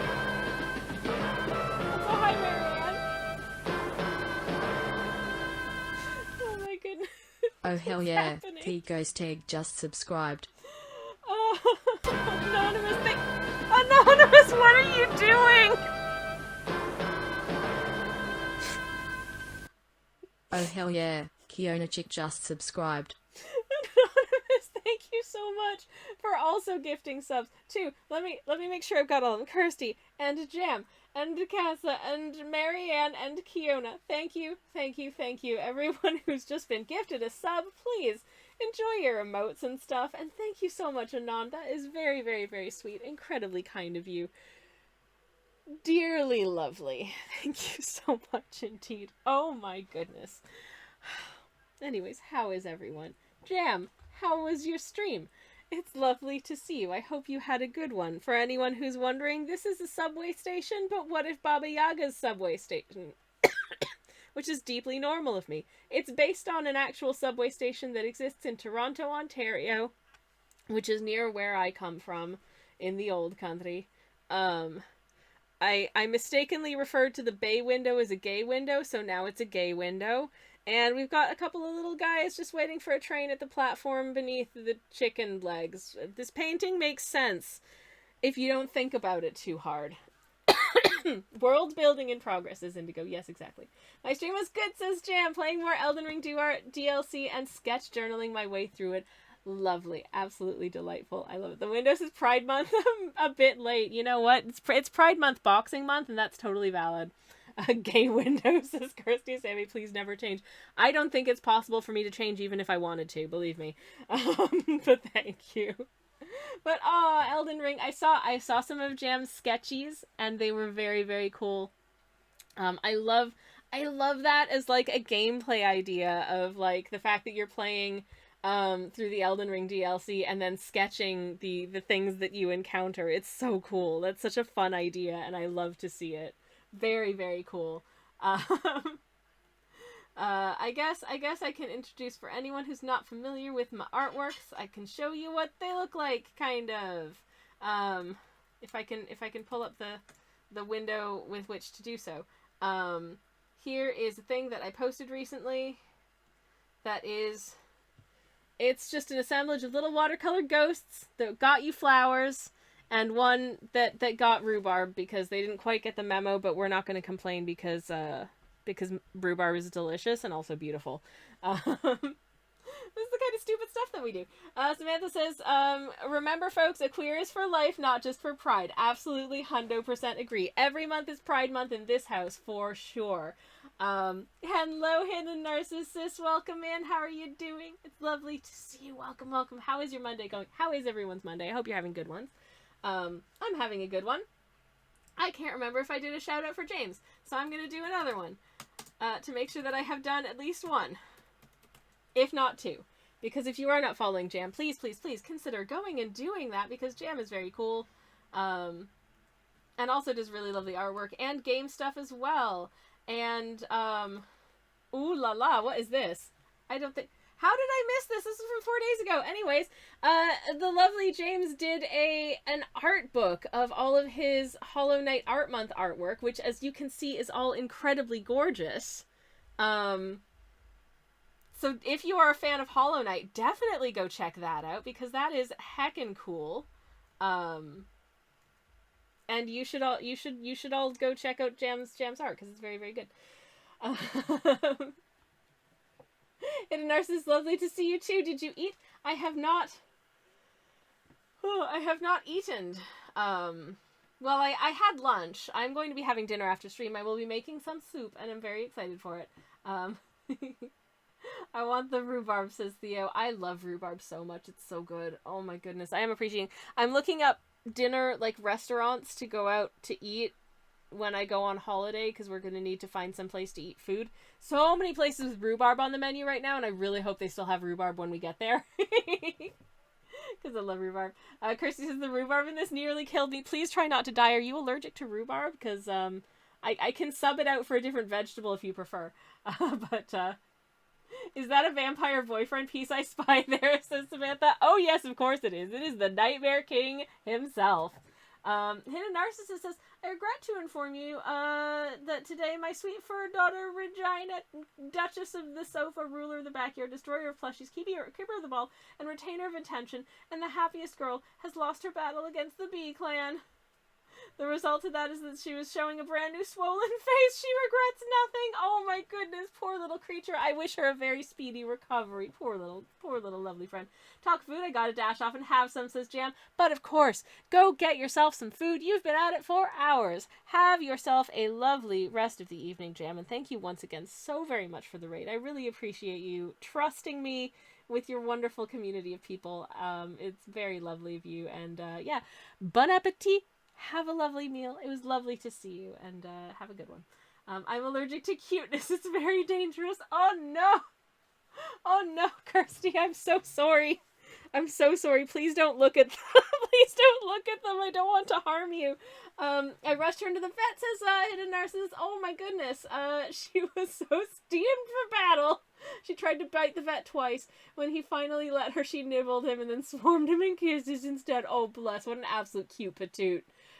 Right now she is resting, of course, still guarding me so I don't get kidnapped by her recently discovered air ghost, which was the fan. Oh bless. Oh bless Hidden Narcissus. I do hope that she feels better soon. I'm glad to hear she's getting some rest. Oh my goodness gracious. I'm gonna get some more shading onto this house, I think, or attempt to do so anyways. We'll see how we get on. If I can shade this color, maybe re-wet it a smidge. And then if I just add like a swipe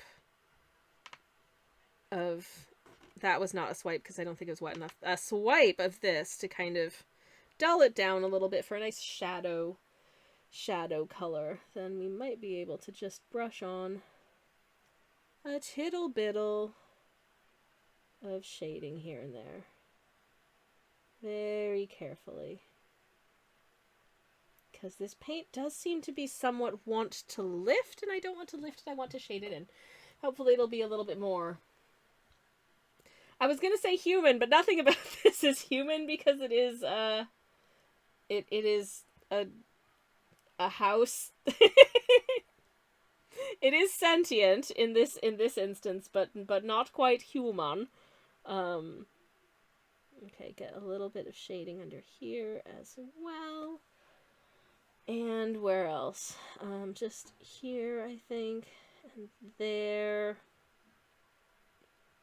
And oh, this is the ledge sticks out just a teeny tiny little bit here, so I want to just darken that down a tiny little bit, just a tiny little bit.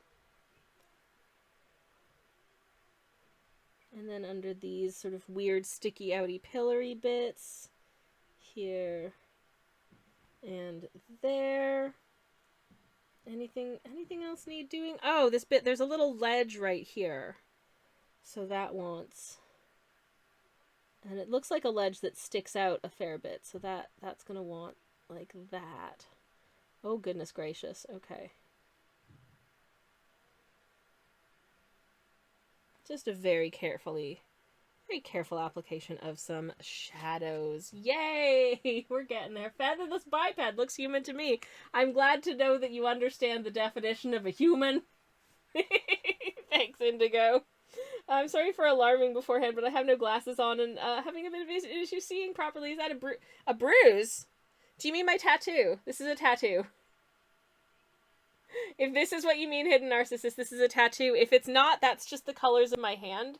I'm quite pale, so you can definitely see, you can see like you can see like the blue veins and stuff in my hands quite well, because my skin is very translucent, because I have very little pigment. Melanin, I don't know her. She's also rapidly, I mean, I have a reasonable amount in my hair, but she is leaving me. As it becomes silverier and silverier as time goes on. But I have no complaints about that because I think it makes me look cool and dignified and definitely not like a tired old bag. Sometimes it makes me look like a tired old bag, but I think the thing that really makes me look like a tired old bag is the fact that I'm a tired old bag. And that's okay. Anyways, it was the tattoo. This tattoo, this poor little blurry buddy, in case anyone has ever wondered what the deal is with this little guy, I got when I was 18 years old, so 4 years ago. It's my first ever tattoo that I got. I got it in the city of Athens, Georgia, when I was visiting a friend there. Actually, I was chaperoning my other friend who was dating a boy who was at the university in Georgia, and but she was also about 18, and so I think didn't want to go visit all by herself. So I was like chaperoning on this boyfriend visit. And we went to this tattoo parlor it was very spur of the moment, apropos of nothing. Let's go get this tattoo as we were driving past, and we were like, hey, it's a tattoo parlor, let's check in. Red flag number 1. They were like, oh, our regular tattoo artist isn't here, but this guy normally does piercings, but he can do it. So a guy that doesn't normally do tattoos offered to do the tattoo. And being 18 and impulsive and not knowing what to do or whether or not that was cool, I was like, yeah, sure. If they tell you that the tattoo guy isn't there, but the piercer can do it, say, nah, I think I'll just come back another day. Because they also didn't tell me anything about how to look after a tattoo, and there are certain things that if you want to keep it looking nice and fresh, you should probably know about. They just put like a Band-Aid brand plaster over the top and sent me on my merry way. Nothing about like, keep it moisturized, keep it clean, keep it out of the sun. Bupkis. Just, here's a Band-Aid, off you pop. Thanks.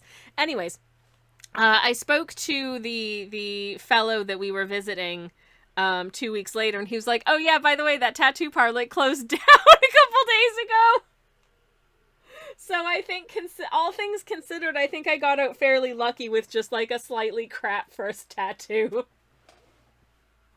I've learned a lot since. My most recent tattoo I got in November, and it is absolutely stunning. I love this piece. It's the biggest piece I've ever had. It's on it's on my right arm, so the same arm as this, but it's up top, so I can't really show it very easily on stream. But it is a stalk of lavender that I designed myself, and I'm very happy with it. Anyways, Kiona says, University Town Tattoo Parlor. Feels real good. I mean, for where I was in my life at the time and all that jazz, it was a reasonable experience, but yeah. Fine Art Steffi, thank you so much for the follow. Welcome in. Welcome. Thank you so much for following. I hope you're having a lovely Monday. Theo says, tattoo artist red flags. I've got quite a few red flags tattoo of my own. Oh no. I've had subsequently a few places that gave me red flags, and you know what I did? I was just like, okay, thanks for letting me know. I'll think about it, and then didn't get any work done there. Like the place that I think sometimes an artist, I think, will quote, and I know this because I got work done with an artist who I saw do this to someone else who came in sort of querying about a piece that they wanted, and listening to their description, it was really, I know like tattoos are very, very personal, right? But the idea that they wanted was so patently stupid that if I were an artist, I would not want my name attached to something that looked like what they wanted it to look like. I'm like, no, this is a calling card for you as an artist. You want it to represent good work and not a stupid ass idea. Because the guy like explained his idea, which, as I say, was really stupid, and was like, okay, that'll be about $4,000. And the guy was like, all right, thanks, I'll think about it. And he's like, that man is never coming back, and I do not want to do that tattoo, and that's why I told him it was that expensive. It's like, respect. Oh my god. But I mean, as an artist, you reserve the right to, if you really don't want to do something, you can just say, I don't want to do that. But there we have it. Oh no, did my board shift? Oh, flip, heck. Okay, let's try and fix it. There we go. Hidden Narcissist says, my tattoo artist told me I was boring after he tattooed my leg, and I did not cry or flinch at all. I even fell asleep. That is rad as heck. And I gotta say, having had stuff done on various parts of me, I've got this one here. I've got a little one on my chest. I've got both of my forearms have stuff. The back of my right shoulder, and then across my right upper arm. None of it was super deeply painful. There are some bits of, I would say, the underside, like the underside of my upper arm definitely stung a bit, but it wasn't like world-endingly bad or anything. And so maybe maybe I'm boring too. I don't know, but I didn't find that bad, and I actually genuinely don't mind it. I will probably go back and get something else done at some point later in my life. At this point, I don't have any concrete plans for the next one, and I don't really want to do anything until I have concrete plans for the next one. Because I know a lot of people will just sort of get something done on impulse because they think it's cool. And I remember talking about this the last time I got work done with my artist, and he was like, "Yeah, I used to be like that, be like, oh, it's got to be really personally significant and interesting, and now I'm just like, oh, that looks cool, I want that." But I think it's probably also different when it's your job, so you're kind of around it all the time. And you're seeing cool new designs all the time. You're thinking of cool new designs all the time, and you have a lot of colleagues who are artists working on cool new designs all the time. I'm sure it's easier to get sort of influenced in that way. I certainly wouldn't necessarily want to go get a tattoo done from an artist who doesn't have any tattoos. I feel like that would be I've never thought of that as a tattoo artist flag. I mean, it might not be. It might just be that they like doing it, but they don't like getting it done. Which is fair, if that is the case. Okay, I think I made that side a little too brown. Uh-oh. Do I need to add in some more orange now to counteract how brown I made that side? Because I wanted it to look a little bit more muted compared to the front of the building. But I think I might have overdone it. So I think I might need to re-orange it a little bit. So I shall now attempt to do that. My palette card keeps falling over. This is just my swatches. And I painted some little representative flowers, which very simple and very silly, just to try and get a feel for how the colors, how the paint granulates, because these are quite granulating pigments for the most part, which I love. It's how granulation is sort of this, when you get this texture in your paint, which I think is very, very fun. I enjoy the sort of textural element. I think it also works for like the exterior of a house here, because it kind of gives that sort of house exterior texture, I suppose, which is useful. Anyways, does anyone have any very exciting plans coming up this week? I would love to hear about them if you would like to share. I think my week for the most part is fairly dull as dishwater. I've got some orders from my shop that I'm gonna need to post out. Those will be going out on Wednesday. So actually, if anybody wants to grab anything from the shop, I will pop a link to the shop in the chat. I did run a little shop update last week. So there's some cool new stuff happening over there, if anyone is curious. But I will be heading over to the post office to send out some things on Wednesdays. So if you want to get in on that post run, I usually go to the post office once a week on Saturdays. But if you want to get it a little bit sooner for Wednesday, just get in before Wednesday, I guess. Anyways, I kindly request thee to do the hydration, please, says Hidden Narcissist. I would be more than happy to do it. Thank you very much. This is mint tea, by the way, and it is stone cold because it's been sitting in my window. Oh my god, that is so cold. Very cold indeed. Okay. I want to do this little chimney. I forgot the word for chimney for a second there. Oh my goodness gracious. This little chimney needs doing. There we go.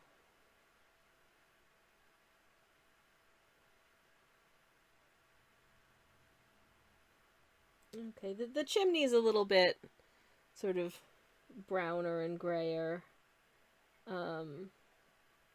Because chimneys tend to get kind of dirty, and this house is kind of old. This house, I believe, that the house that it's based on IRL dates back to, I think only like the late 19th century. I think it's the late 19th century. And it was made for a prominent Canadian named Norman Gash, and then subsequently became a subway station, as you do. Oh, I love tea, says Hidden Narcissist. Hell yeah, me too. I have 2 different kinds of tea. I have my mint tea, and I also have this pineapple mint tea. I didn't mean to make my teas so uniformly minty, but here we are.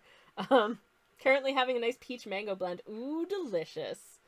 Lux says Norman what? Norman Gash, which I feel like is one of the most... That just sounds like a Canadian name, don't you think? That sounds like a vintage Canadian name to me. There's something about...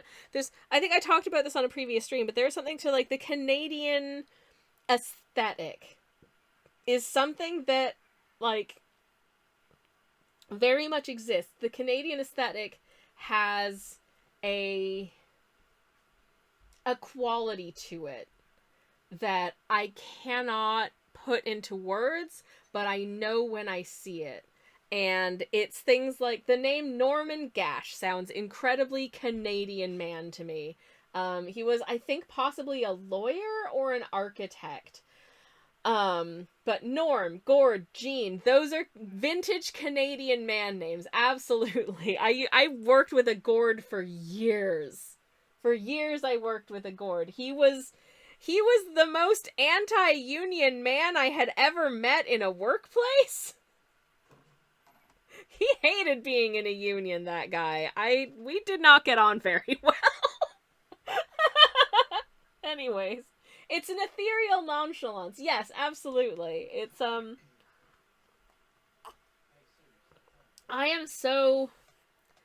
want to say mildly obsessed, because it doesn't consume me to the point that it occupies a lot of my daily thoughts and work. But that being said, I am working on what will hopefully be an interesting YouTube video about a very specific niche aspect of Canadian design that also butts up against my special interest in metros and railway stations. So you've got that to look forward to if you're subscribed to my YouTube channel, which is right here. And I haven't put out a video in a while. I am working on one in the editing suite right now. It's taking a while because I am a very slow editor, because unfortunately I have other jobs. And I can't afford to hire an editor, unlike a lot of the people who seem to manage to put out a video every week. And I keep making my videos very complicated for me to create, so here we are. It ends up taking like a month to do all the research, then it takes time to film, then it takes so much time to edit. Why do I do this to myself, you may well ask? Well, because it's fun. Anyways. Meaty Metros, says ArtRex. Hell yeah, very meaty Metros. Hidden Narcissist says, I must run now, work is calling. Hope you have a great stream. Good to see you, my friend. Hope to see you next time. And thank you so much for hanging out. It was lovely to see you as well. Sammy Ann says the brickwork, it looks lovely. Aw, Sammy Ann, thank you very much for saying so. That's incredibly kind. Thank you, thank you.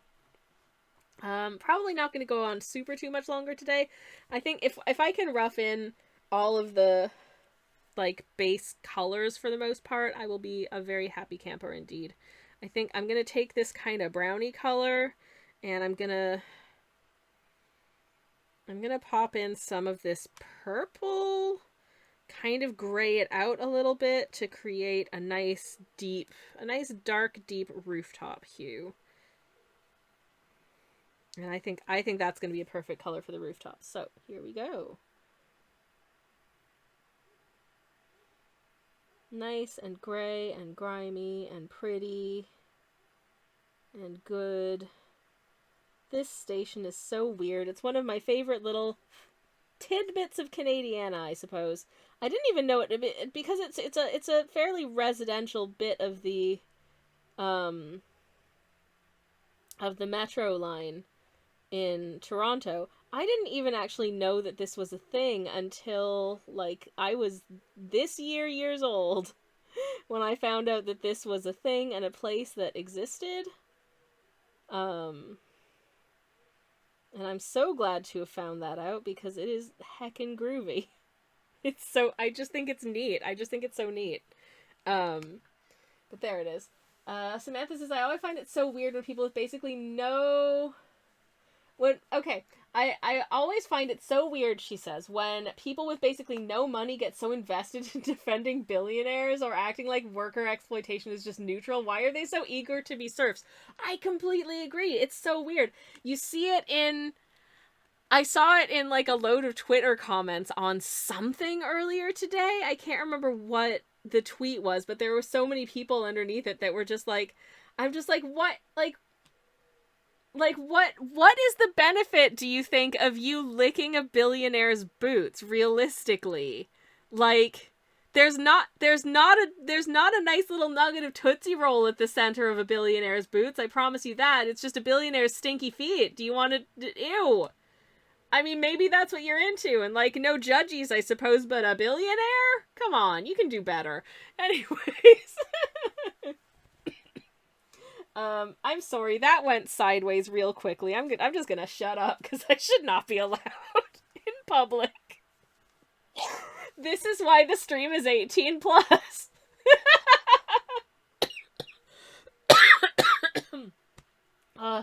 Anyways. Perhaps they feel like if they are on board for our evil or overlords, we'll reward them for their loyalty. We all know how that tale ends. And I'm sure it always ends super well. Because everyone is just a millionaire in waiting, so you have to play nice. Sounds realistic, Lux. I'm definitely feeling that. Sammy Ann says, oh, great demon, I have raised you and freed you. Now give me my just reward.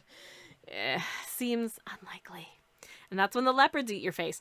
Anyways. I mean, it's possible that we may become millionaires, but only if the pound... if like the pound in my case or your local currency tanks / inflations to the point that you know, like what used to be a 3-pound beverage is now a 300,000-pound beverage because the currency's in the loo. Theo says, I'll kink shame if your kink is billionaire adjacent. And you know what? I wholeheartedly respect that for you. Yep. Anyways. What else needs to be did? Okay. Oh man, look at the way the colors are separating on here. It just looks, I mean, okay, the bubbles look kind of weird, but if you ignore the bubbles, you've got, like, the edges are kind of brownish, and then it's, like, purple, and it's, these colors are so fun to work with. So much fun to work with. You're definitely seeing a little bit of that interesting color separation here and there with the brickwork as well. Sort of the darker, like, rust, and then beneath it you're seeing sort of the orange poking out. It's just, this paint is fun.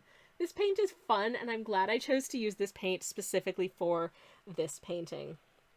I'm really hoping that it will turn out looking kind of neat. I really do. I don't know, but I'm hopeful. Okay, that's a little... Hold up. As if I can. Can I just lift, like, one side of that? No, I ended up lifting both of it. Okay. I will have to repaint one side of it, and I just dropped my paintbrush. It's somewhere under the airbrush now. Oh no, where's my paintbrush gone?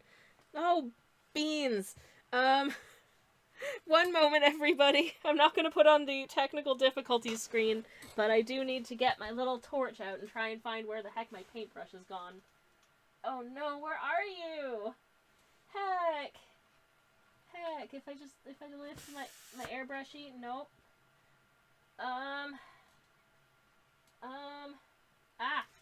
It's right at the back behind all of my power plugs. Okay, I'm back. Hello. Theo says the house is looking so pretty. Thank you. I very appreciate it. Personally, I think if you have more money than sense, that you should just tax. There should be a tax for that. Personally, but that's just me. Personally, I would love more money because I would love to be able to continue to live and not be stressed about money all the time. That would be amazing. But also genuinely thank you for the contributions toward the new pencil fund, which is very much a meme and a silliness. And we may never reach our donation goal for my new pencil fund, and that's okay, but thank you very much. Anyways, I'm just having a quick look at my reference photo, which is a photo that I took when I went to Toronto. It's looking kind of like it. It's kind of looking like it, don't you think? Good job, me. Okay, I need to pull up some yellow to make sort of a murky, yellowish, grayish mess. That looks about right for some of the sort of woodworky stuff along the edges, some of which is going to be a little bit more shadowed out than others. Like here. And here. Because these don't just want to be... You can tell that they used to be white in context, but they're not. They're not. Wait, which station is this, says Lux. I know this station. Do you want me to tell you which station it is, or do you want to guess? You do know this station, Lux, I am sure, says Sammy, and especially if you're Toronto adjacent. I could tell you what it is, or you could guess. It's entirely up to you. I will not say for now, but once again, here it is. Here it is in context. Ta-da! And here's the painting of it. Tell me because I'm tired. Spadina! My beloved Spadina station.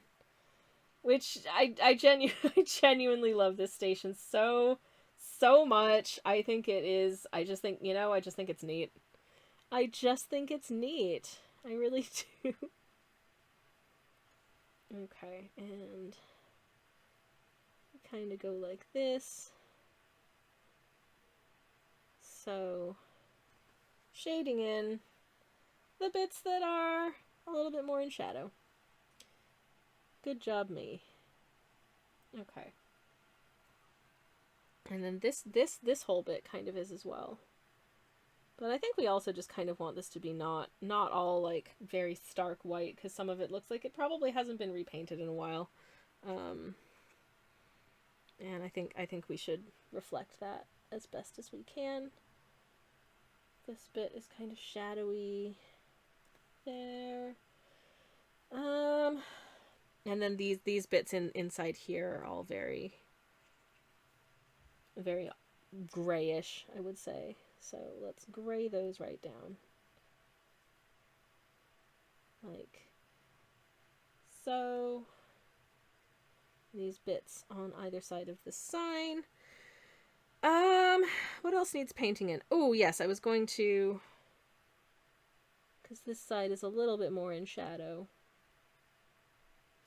Get that there, and, this probably actually wants to be a little bit darker of a gray. Oh, not that dark. Oh, not that dark. Oh, no. It's been a very long time that I sat a bit too long on the subway and accidentally ended up here, says Sammy Ann. Oh, beans. That's awesome. Okay, I thought it was, says Lux. Yes, a couple was caught having sex on the platform and is briefly dubbed Spagina Station? No! I believe you, but oh no! Also, ew! That's so gross. Why would you, on a subway platform? On a subway platform? You don't know where that subway platform's been. Nasty. Anyways, I can just assure you in no uncertain terms that these two will be waiting until they get back to their privacy of their hotel room to make love. Will they be making love? Probably, because they love each other very much and they're into each other, intimately, but anyways, Spadina of all, it's a busy interchange. So many people going along that concourse. Like, come on, that's ew. There's germs. There's germs there. Come on. Anyways, I mean, I know where the subway platform has been, says Sammy, and I still wouldn't consider it. Seriously, that's nasty.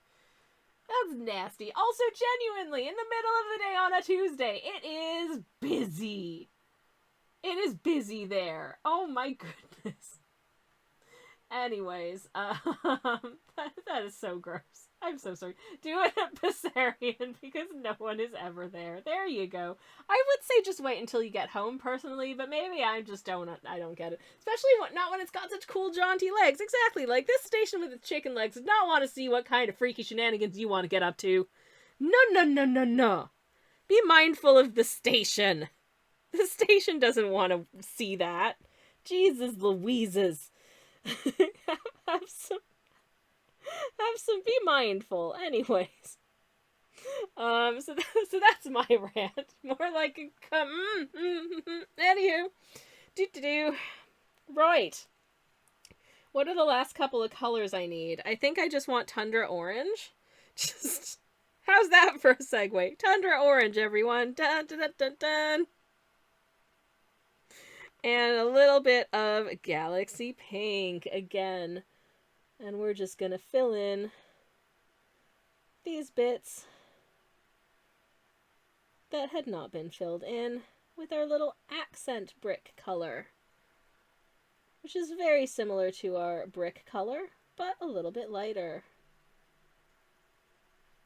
Anyways, I'm sorry you all had to learn about that, but also... thank goodness you have the appropriate warnings. We went somewhere with that one, to Samian, and that's why this is an adult stream for grown-ups. Because sometimes the conversation gets a little bit adult, a little bit ribald, a little bit, you know... As I said earlier, I said the word foreskin. This stream is not for kiddies. And it's very important to me that, that is maintained. Anyways. Okay, I think that's all of the bits of that accent color from the looks of it. Oh, no, I missed one just up here. For some reason, I thought that ledge was white. It's not. It is accent hue. And then I'm just going to take a bit of this. I'm going to pick up some of that brown there, and we're going to do this bit here, which is just a little bit browner. And this bit here, which is also a little bit browner. Can we darken that down a smidge? Can we make that a little bit more saturated, perhaps? We can. Okay, nice. Next, I think I just need like some gray. So this is quite purplish over here. So I'm just going to once again add some yellow to it and try and create a nice shadowy, yucky gray color.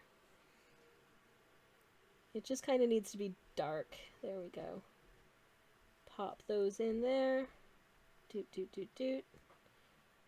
And then I need to figure out what color is the Baba Yaga house's legs. So I can color in their legs. And then I can go make soup, because that's what we're doing after stream. Right, so I need to look up. Just looking up a little reference. What color are a chicken's legs?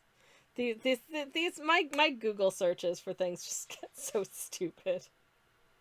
But you know, it's important, and I genuinely don't remember. I mean, I think I can just kind of do what I feel like for a Baba Yaga's hut legs, because it's a fantastical creature. It's whatever you want. Probably brownish. Chicken color, says Samantha. Perfect. Is that soda bread? Oh, yeah. Can we have it with our soup? Yeah. Marry me. My beautiful moderator / spouse has been tooling away in the background making a gorgeous loaf of soda bread. Can you believe to learn? I am so excited. It might not be cool in time. Oh, okay. Well, we can have it for dessert then. Now, so you're about wrapping up. And... Yeah.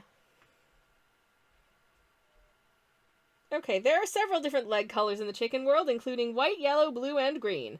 Okay, you know what I'm gonna do? I'm gonna do kind of a fun gradient situation, I think. I think that's what I want to do for the legs. Would that be cool? Lux, I told him what you said, and he said it's true. So there you go. I'm going to do a funky little gradient for the legs. So I'm going to do, like, I'm going to make the sort of portion up top out of this Shire blue, and then it's going to gradient down into desert yellow. I think that'll be really fun. I think that'll be really fun. I hope it'll be fun. Let's find out whether or not it's fun. So if I kind of come down to like here-ish with this, and then I'll add the yellow and it'll kind of blend in. I think that'll be fun. I think that'll make for a fun leg situation. Sure, there's a lot of nice wet paint on there. Try and get all of the greenishness out of it. Pick up a really nice saturated wet wash of yellow. And away we go. Is this a little bit messy? Yeah, but there's going to be line weight on this when it's done, so don't worry about it. Oh! Oh, that's cool. Okay, yeah, that's creating a fun, interesting gradient. Love it. Absolutely love it. Okay. Once again, we've got our little toesies here. And we are painting on upwards. And getting a nice little blend between the two colors. Yay! I think that's cool. I think that's fun. Is this that house series I've heard about, Cicely? Doesn't look like a doctor, though. Well, you don't know. She might have a medical license. Why not? Anyways, this stream got real fun. I hope y'all have had a fun time with the stream. I've just had a look at the time, and I think we've done all of the colors I'm able to do today. We'll come back and finish the line weight and details next time, but I think I'm going to call it there for today. This is Baba Yaga's subway station, based on Spadina Station in Toronto, which is one of my favorite stations. It's really cool, and actually the platform level is also super pretty. Do not use it as a venue to get freaky with your loved one. Please. That's unsanitary. Anyways. That must be why they call the department internal medicine, says Rex. Yes, exactly. Exactly. Okay. I'm gonna see if there's someone that we can do a little raid on.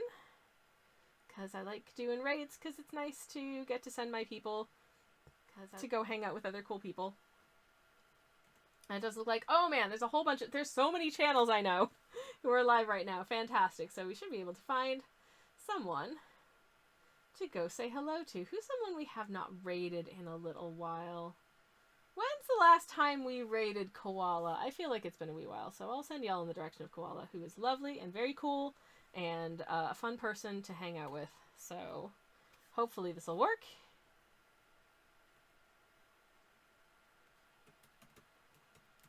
Also, a very cool art stream with a very cool person. Very much a grown-up stream for grown-ups. And just generally a really good time. So, I'm going to pop a generic raid message in the chat, which you can grab if you would like to. Feel free to grab the raid message if you want. Feel free to grab the emotes if you have the emotes. If you don't have the emotes, you can just say generic raid message, which is the only message I've ever been able to think of coming up with. There it is. Generic raid message. And I shall start the raid. Oh no, it's playing. Why is it playing noise? Why is it playing noise? I don't want it to play noise. I just want it to do a raid. Is it doing? It's having a think. Okay, there we go. Now it's starting the raid. All right. I shall be back on Thursday finishing this gosh dang painting that I have had a lovely time working on. I hope you've had a lovely time watching me do it so far. We will be back on Thursday. Thank you so much, everybody. You're all breathtaking. Hope to see you again soon. Have a lovely rest of your Monday. Have a lovely week. And I shall hopefully see you again soon. Take care, everyone. Thanks for all of the raiders, for all of the raids, and the lovely people who did things. You're great. I love you. I'll see you another time. Goodbye, and good night. Jeez.